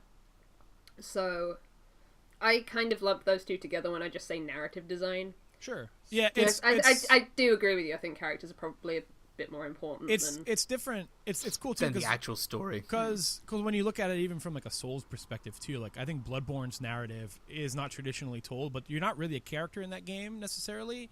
But I guess I guess like the NPCs and Gehrman and Maria and stuff are characters, and like without those characters, the story would not be as good as it is. So. I get where you're coming from, actually. Even when I try to turn it on its head, it makes sense. So it's like it's when it comes to buying stuff, it's just I'm going to look into everything I'm interested in, and whether it piques my interest through story, through music, through characters, or whether it's a roguelike, which none of that stuff matters, and it's mostly on the gameplay loops and how they put those mechanics on their head. Stuff like Slay the Spire, I have no fucking clue what's going on in that game. I don't care. Dead Cells, same thing. Like, if it's a game that feels good to play, a lot of that stuff's more important to me generally, but it has to nail at least one aspect of the visual or what I'm hearing as well. So, like, in terms of, environment and music, if that stuff kind of sucks... it's unfortunate that if a game looks like ours, it could be, like, the most satisfying thing to play or has the best story in the world, but I am still, like, shallow in that respect of if it looks like crap. I'm not going to give it a chance, which is... That's not just about graphical capability, though. That's also about environmental art design and stuff. Yeah. Like Bloodborne not getting art direction in the Game Awards that year. I still think about it every day. I still wake up every morning worried about it. Sucks. Yeah, I mean, if you nail a style, like your game can be like 6 pixels, but kind of like Obra Dinn. Yeah. Like, that is not a big vibes in that game.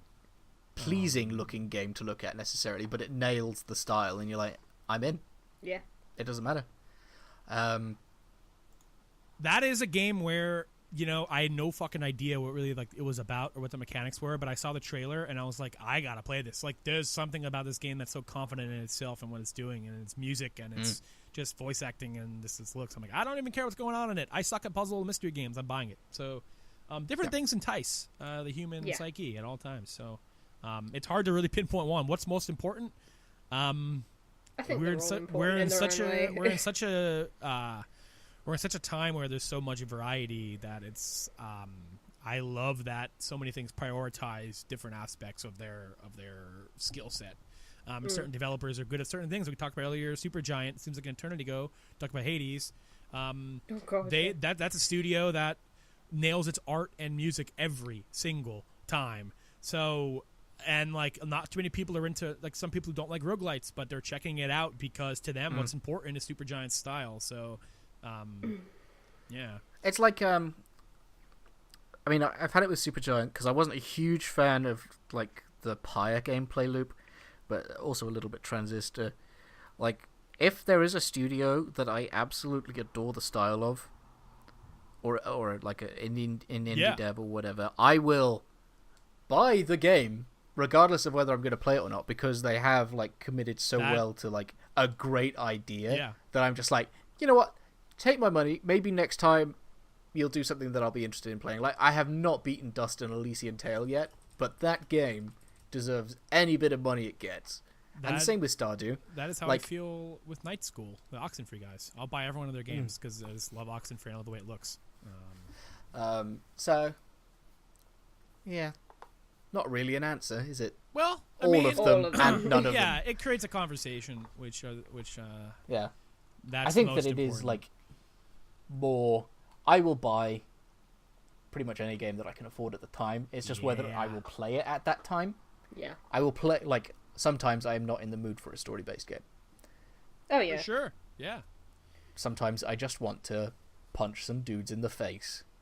Or walk around as a little dinosaur in a costume. Diorama, yeah.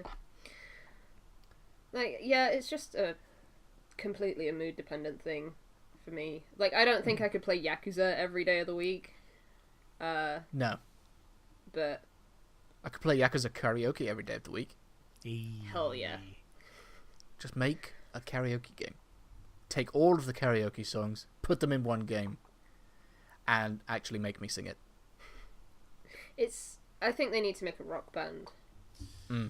Oh, hell yeah. Style game. Just in the next Yakuza game, just let me plug in the instruments and detect the controller. That's next level ambitious mini game design. Do you know how many people would start learning basic Japanese? Be great. I'd be able to sing it, I wouldn't know what it meant. It means justice. Justice. Anyway, thank you for the question, Mark.